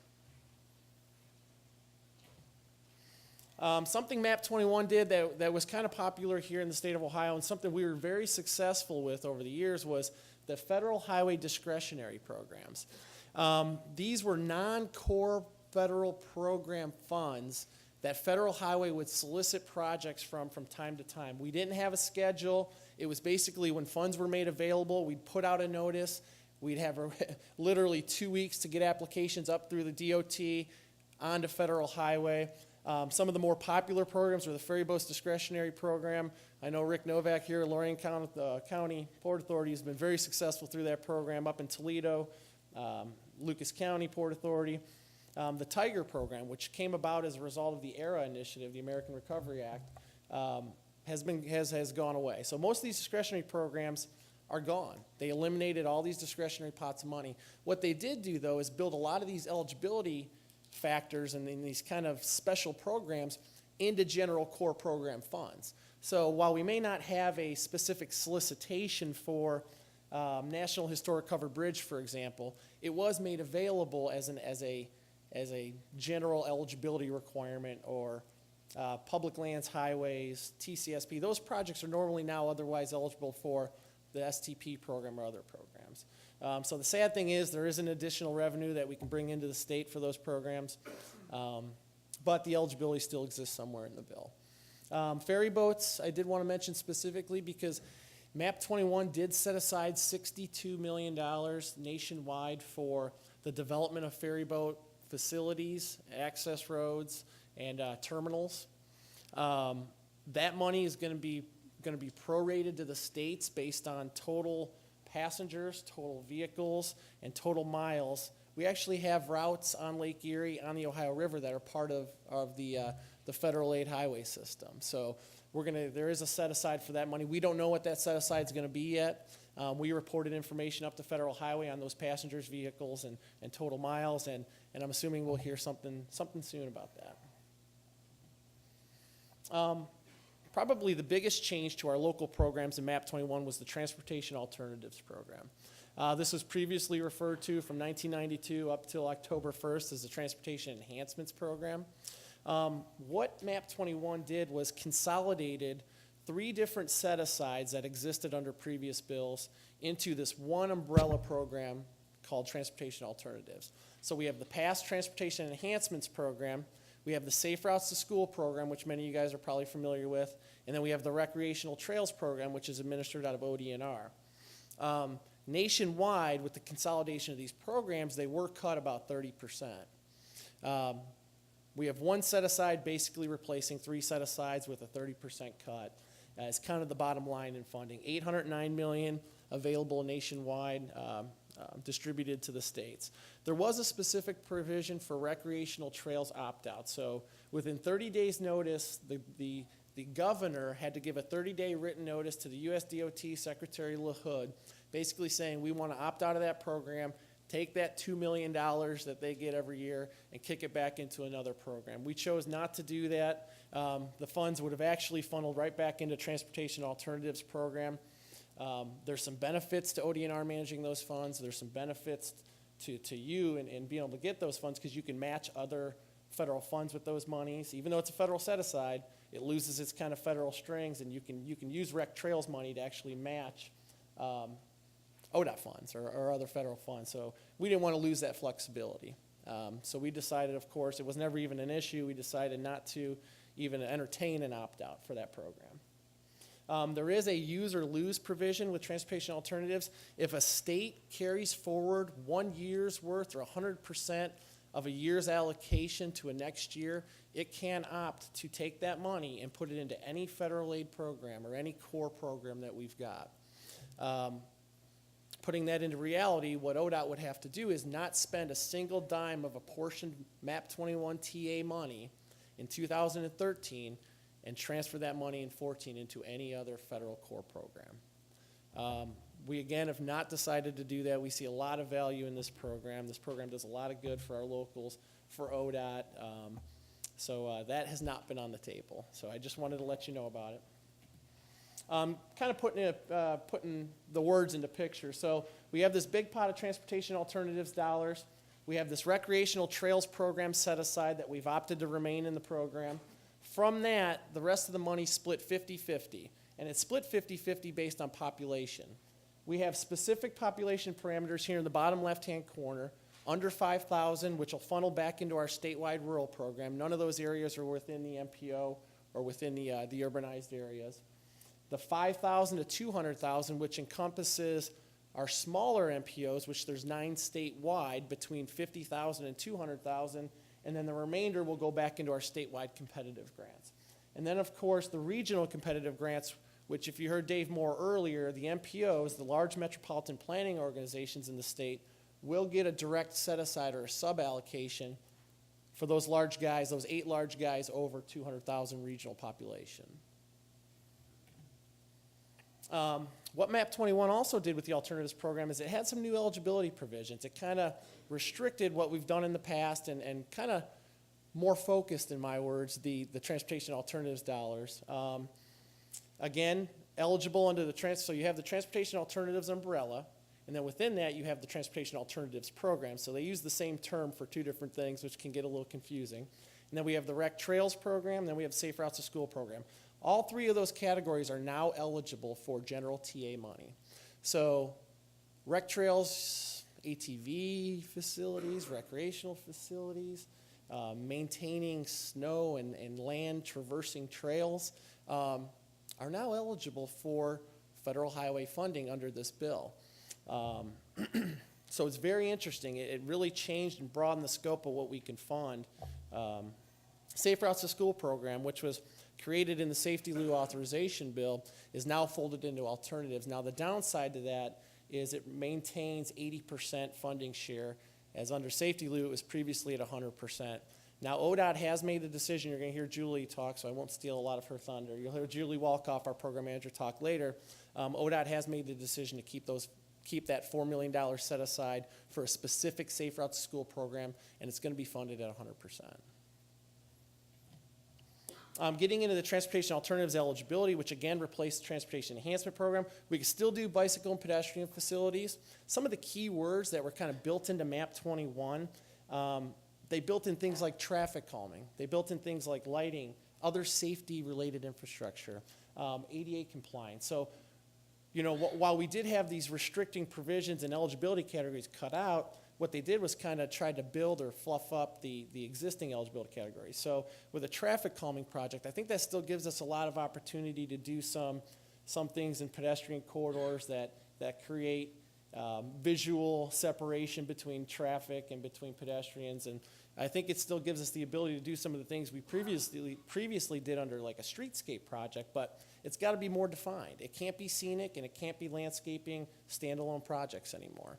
So it's going to be well defined. It's going to have to fit into a current eligibility category. You're going to have to be able to justify it as a bike ped improvement, as a vegetative management improvement. So it kind of it took the whole scenic and landscaping type components out of eligibility. This is a new category, safe routes for non-drivers. And while many of you probably like me thinking, well, isn't that just bike ped facilities and non-motorized transportation facilities? Well, they built in these words like new projects and systems to access daily needs. I mean, we can really, I think we could do a lot through this category and stop thinking solely bike ped and start to think about multimodal considerations. Anything that really creates a system or a project to help non-drivers access daily needs. So I think there can be a lot of good done with this eligibility category, and we can expand kind of our traditional transportation definition with the program. Rails to trails, this is an existing category, basically conversion of abandoned railroad corridors into multi-use facilities. Scenic and historic highways, much of this program was removed. We can no longer do acquisition of scenic historic sites. We didn't do a whole lot of that anyways, to be quite honest. But what we can do is construct turnouts, overlooks, view sheds of those historic or scenic areas across the state. Ohio Scenic Byways. We can try to better and increase accommodation for people to access those sites and view some of the scenic and historic things that Ohio has to offer. Community improvement activities, this is kind of a conglomerate of past eligibility categories with some new kind of twists. We can still do inventory control and removal of outdoor advertising. We have never recognized that on the state level as an eligible category. We don't fund it. We choose to put our dollars into bricks and mortar and construction projects and transportation projects. We can still do historic preservation and rehab of historic facilities. So historic trusses, we've done a lot of historic bridge renovations, we've done covered bridges, we've done some depots, we've done some things like that. Those projects are still eligible. However, you cannot take transportation alternatives money to take that facility, rehab it, and then turn it into a visitor center or turn it into a transportation museum. You can do that with your own money, but no longer can we use transportation enhancement dollars to participate in the museums, in the welcome center components, strictly for the renovation of the structure or the hard structure. Vegetation management practices in transportation's right-of-way. It doesn't say highway right-of-way. It says transportation right-of-way. We're still trying to get a good definition on how to interpret that. But what this did is this basically replaced our scenic and landscaping category of the past. Anything you do from a landscaping or a scenic component has to fit in through vegetative management or into one of the other eligibility categories. So what you can do is improve roadway safety. You can prevent against invasive species, help reestablish those areas devastated by invasive species, and provide erosion control. Archaeological activities, I think we funded one project in the last 30 years, 20 years, and it was for an excavation of a hillside on an ODOT project where there was a potential for some remains, and I don't think anything ever turned up out of that, but it was a $30,000, so we don't get a whole lot of requests for that, and it's been a highly unused category, even nationwide. Environmental mitigation, you can use TA funds to help mitigate some environmental conditions associated with projects or with addressing stormwater management control, pollution prevention, abatement, to decrease wildlife mortality across roads or facilities otherwise included in the transportation network. A good example of that up off of, I believe, State Route 808 up in District 4. We have wetlands on each side of a state route. We built these critter crossings, as we call them, to help some of the critters and some of the wildlife up there to get across our road without getting creamed and getting crushed by the traffic that's going across it. So while many people scratch their head over some of these projects, and I know they've gotten a lot of press, both in the past with turtles and turtle crossings and deer crossings and building, $5 million bridges so folks can get under our highways or animals can get under our highways, they do have a safety component to them. The turtle example I gave in the past, which caught a lot of heat under the ERA initiative, well, they failed to realize these turtles are about this big, and if you hit them with a car, you're likely going off the road. So, we try to look for those benefits. We don't fund a whole lot of these types of projects, but the critter crossings up in District 4 was probably the good example I can give. Eliminated eligibilities, as I talked, pedestrian and bicycle safety education. You could still do bike ped education and safety education enforcement through the Safe Routes to School program. It's just not specifically eligible for that TA set aside. So it has to basically relate to a school that's a kindergarten through eighth grade school as a component to the Safe Routes to School program. Cannot do scenic beautification, landscaping, standalone projects. Now it's reclassified, as I said, under that vegetation management and any of the other eligible categories. Cannot acquire scenic or historic sites.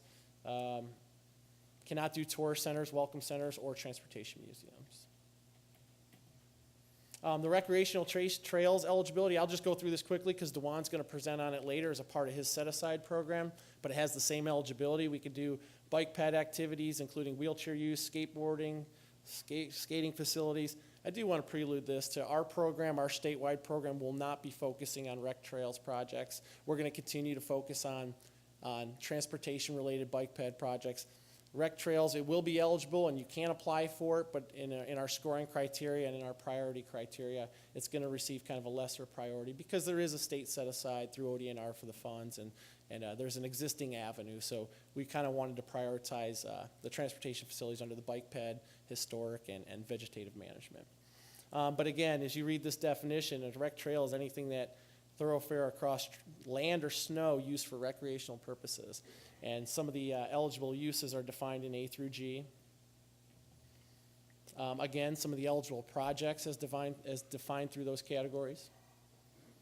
Maintain, build new facilities, purchase, acquire lands to convert to those facilities. Safe Routes to School eligibility, none of the eligibility parameters in Safe Routes to School change. There's still an infrastructure component and a non-infrastructure component. The non-infrastructure component relates to enforcement, safety, education, engineering, while the infrastructure component is really a planning, design, and construction of a transportation improvement to help better get kids K through 8 to school safely, biking or walking. As I said, it is 80% under the federal rules, but ODOT's chosen to continue those funds at 100% with a soft match program that we have. What Transportation Alternatives did build, what MAP 21 did build into the TA process is this whole notion of a competitive selection process. So this is unlike any previous bill that we've encountered with the enhancement program because it specifically says who ODOT can give these monies to. It defines who the eligible entities are, and it defines that it will be the result of a competitive selection process. So we are mandated, and the MPOs are mandated to have this competitive selection process entertaining proposals from these eligible entities. ODOT cannot take this money and spend it on its projects without a partnership or without a co-application from a local government. Again, it remains 80-20. That's the Transportation Enhancement Program. I'm going to kind of move on to some other ODOT programs. The County Bridge Safety and STP programs, many of the county engineers in the room I know are very familiar with this program, but basically we set aside about $63 million a year to the county engineers, to the county engineers, managed by the County Engineers Association of Ohio for specific safety-related projects, roadway, safety study, asset inventory, bridge load rating we've done here recently, safety studies. I know there was a question earlier about safety studies, and bridge projects. The bridge program is about $35 million a year. Michelle Risco at CEAO is the program manager. We run her data annually. She solicits projects based on targeted deficiencies. Project applications are due every August. We recognize that Ohio, 65% of the bridges in Ohio are owned by the counties. So $35 million, while it seems like a lot, and it's probably one of our largest local programs, is very competitive. It's a very competitive program. Funding is available for on or off system bridges. It still has to meet the federal definition of a bridge. It still has to be 20 feet or greater. The counties do have a funding limit with this program. You can receive up to $7.5 million with any 4-year program window, and there is a $5 million individual project limit. Project applications are scored and ranked, determining structural deficiency, functionally obsolete, general appraisal, sufficiency rating. There is a county priority built into that if the county's applying for more than one structure. Overall, how that county relates in overall county deficiency, and then bridge load limits. The county safety program, back in 2005, we set aside specific ODOT or federal highway safety monies for the county program, or really required them to set aside a portion of their STP dollars, or service transportation dollars, dedicated towards safety. These projects are solicited to target crash areas, high crash areas. Applications are received by August 31st by the CAO. ODOT helps them run the crash data, runs the analysis on each one of those systems or crashes, and ultimately there's a scoring system that's in place that kind of drives funding. It's 80% for construction administration. Ignore the credit bridge, because that's from a cut and paste error from the LBR program. But you can do projects up to 100% or at 90%, as is traditionally done with the safety program, depending on what that improvement is. There is a $5 million funding limit with any 4-year program window. Again, they're doing 31st to Michelle Risco, CAO. What we focus on with this program is reducing crashes, decreasing crash rates. We scored on rate of return, we scored on county priority, and we scored on what program funding that county's received in the past. Eligible project types, I'm not going to go through each one of these, but basically anything that can be categorized as a safety improvement to help reduce crashes on the system. We do run specific pavement marking and guardrail projects or programs out of this set aside. Michelle caps pavement marking jobs at $150,000 per county, guardrail upgrade projects at $300,000 per county annually. The County Roadway Program, applications received July 31st for the County Engineers Association of Ohio. This funding's for, we use a large portion of this funds to do studies, to do safety studies, to do inventory studies. We run a county sign upgrade program where we set aside $1 million a year to run through the STP pod. It's for county roads only. You can do guardrail, reconstruction, 3R projects, bridges off system, bridges on system, and pavement marking upgrades, sign upgrades, as I mentioned. To be eligible for federal STP, it has to be on the federal aid system. It has to be recognized as any other roadway functional class than a local road or rural minor collector. There is a specific rural minor collector provision, but it only gives us a little bit of money a year, and we try to target it through this program towards based on needs. 80% participation for construction and construction admin. Again, there's a $5 million 4-year program limitation for any county with a $5 million individual project limit. Projects are selected according to county priority rank. The county with the lowest funding per mile rate is ranked first, and then so on through 88 counties. Municipal Bridge Program, we have a program that we run here in ODOT Central Office that provides $8 million a year for bridge rehab, bridge reconstruction projects, replacement projects. Those are targeted to the 1,300 or so municipally owned structures in the state of Ohio that meet the federal definition of a bridge. Similar to the county program, we fund on or off system bridges, 80% for construction, $2.5 million individual project limit, and then we're ranking them on many of the same factors for our criteria that the counties are: structural deficiency, general appraisal, sufficiency rating. We do build in an economic health and a regional impact or ADT component to our scoring as well. The local major bridge program, we kind of reseeded this program here lately. This is for your big mega structures across Ohio that are locally maintained. We have about 52 bridges statewide that meet our definition of a major bridge, over 35,000 square foot deck area, or a lift or movable structure that are maintained by a local government. Again, it's a targeted program. There's 52 bridges statewide. From 2009 till recently, we really didn't even get an allocation to this program because there weren't really any deficiencies popping up that the cities or counties had plans to try to rehab or replace. So recently we've gotten some interest in this program, and some bridges have started to pop up on our radar. So we did kind of start to reseed the program 2016, 2019. So we kind of do this by invitation only because it's such a limited bridge pot. We know exactly where the deficiencies are, so we try to work with those local governments on an individual basis and try to help them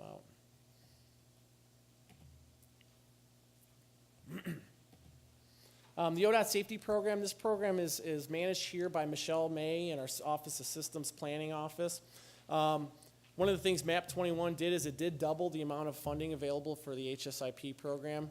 And while that sounds good in nature, I mean, all in all, we did see a slight increase in terms of what we were doing. It wasn't quite as it was marketed.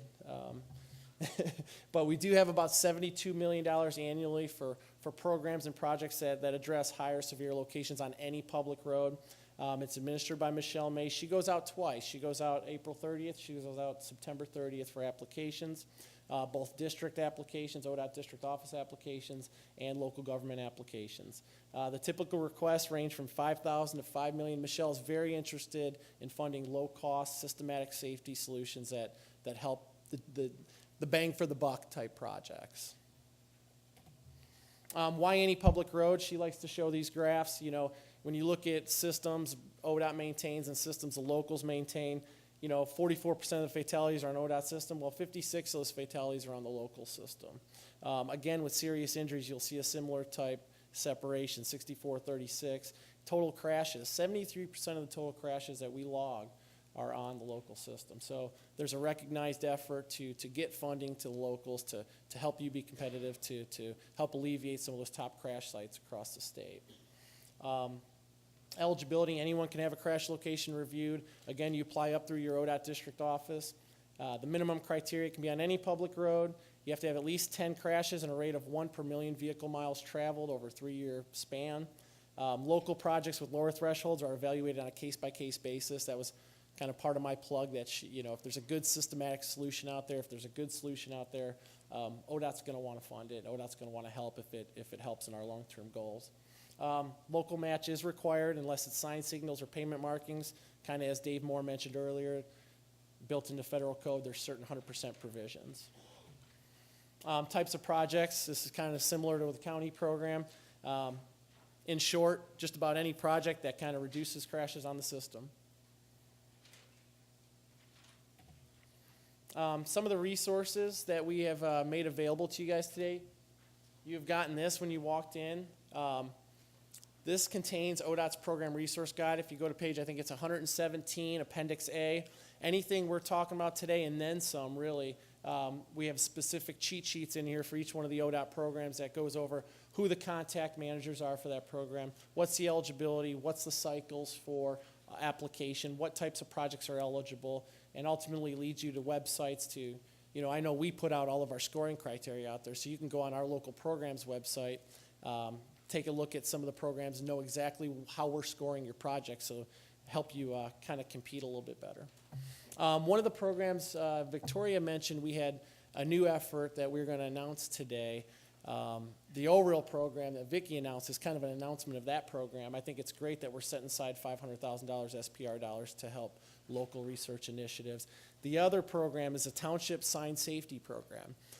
We've worked with our highway safety, or our ODOT safety office, to set aside $1 million to help sign curve and intersection locations on the township road system. It's 100% funding. It's going to be targeted again towards intersections and curves. We're going to manage that program probably out of central office because it's going to be a targeted program. We're going to target those 50 townships that are hitting our list, having the, as you can see kind of by this heat map we're displaying. We're going to run crashes, we're going to run fatalities, we're going to run total crashes, and we're going to kind of get a statewide listing by township of who's experiencing the most crashes that we've logged. So we're going to target the top 50 for 2013, set aside $1 million, and try to help townships improve their signage at those locations.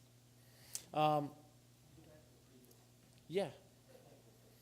This will all be available again on the website afterwards, and I think it's even being taped, so you can hear me talk about it again.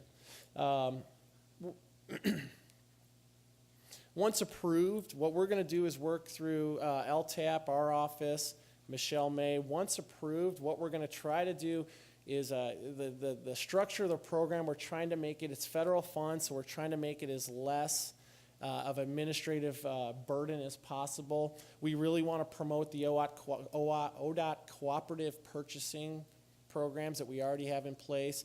I don't know how many of you guys know, and many of you probably know, you can buy off ODOT's term contracts. It's an easy process. You pass a resolution through your local officials. You can purchase. There's prices established. We go out every year for signs, for hardware, for posts. Many of those things you can purchase with your own local funds. You can purchase through ODOT. So we're going to try to encourage that program. That way you don't have to bid these projects out. You simply obtain vendor quotes from those vendors already on our co-op list. You turn that quote into ODOT. We encumber your money. You install the signs with your own labor, so we don't have to get into all the federal highway labor compliance efforts and laws and regs and prevailing wage and EEO and everything else. So it's going to be a targeted program for material upgrades, for material sign upgrades that you'll be installing with your own forces, or you can hire someone else to install them. We really don't care after that point. We don't want to put federal funds in the labor for installation because it opens up a whole can of worms. So. Some of the eligible signs, we kind of just put this in here to kind of give you an idea. Typical eligible signs for a curve upgrade, curve sign upgrade. Intersection eligible signs. Your application will kind of look like this. So when we develop the application, we're going to have everything on here, all the specifications, everything conforms to the OMUTCD. You're going to basically fill in how many signs you want, right next to the picture of it, right next to the size requirements, right next to the specifications. Of course, they all have to comply with the OMUTCD, the Ohio Manual of Uniform Traffic Control Devices. The guidance packet's currently being developed. The application's currently being developed. So look to hear from us very early in 2013 on those top 50 townships that we've already kind of identified as having a large amount, well, I won't say a large, but the higher amount of crashes on their system. With that, are there any questions? I kind of went over a lot of stuff very quickly. Raise your hand if you have a question. Bring the microphone around. All right. I'm even better than Linda, huh? Just a quick tip before there is a question. The township sign program, Yes. you've got a heat map, so you'll be able to tell us if we're eligible, if we're in that dangerous category. We can do that. Yeah, we can run specific locations on where those crashes are pulling from. We'll probably have to do that. So that's a good point. We'll probably have to do that and show you the intersections or the curves that are popping up as a result of those crashes. But The list we don't want to be on, but if we are, you'll be able to help us. All right. if you are, we want to help you. Yeah, there's a new map coming out very soon, targeted just for the townships, that will show all of your high crash locations. As soon as those are available, we'll make certain that a notice goes out to everyone about those. And I do want to plug our Office of Systems and Planning and Program Management. Our safety team in that office is phenomenal in terms of crash analysis and what they do and the tools that they've developed to take the OHON reports, to take that crash data and put it into a mapping system and put it into something we call a GCAT system. It's really kind of cutting edge, and it's fantastic. And we could run a crash analysis on any system in a couple minutes.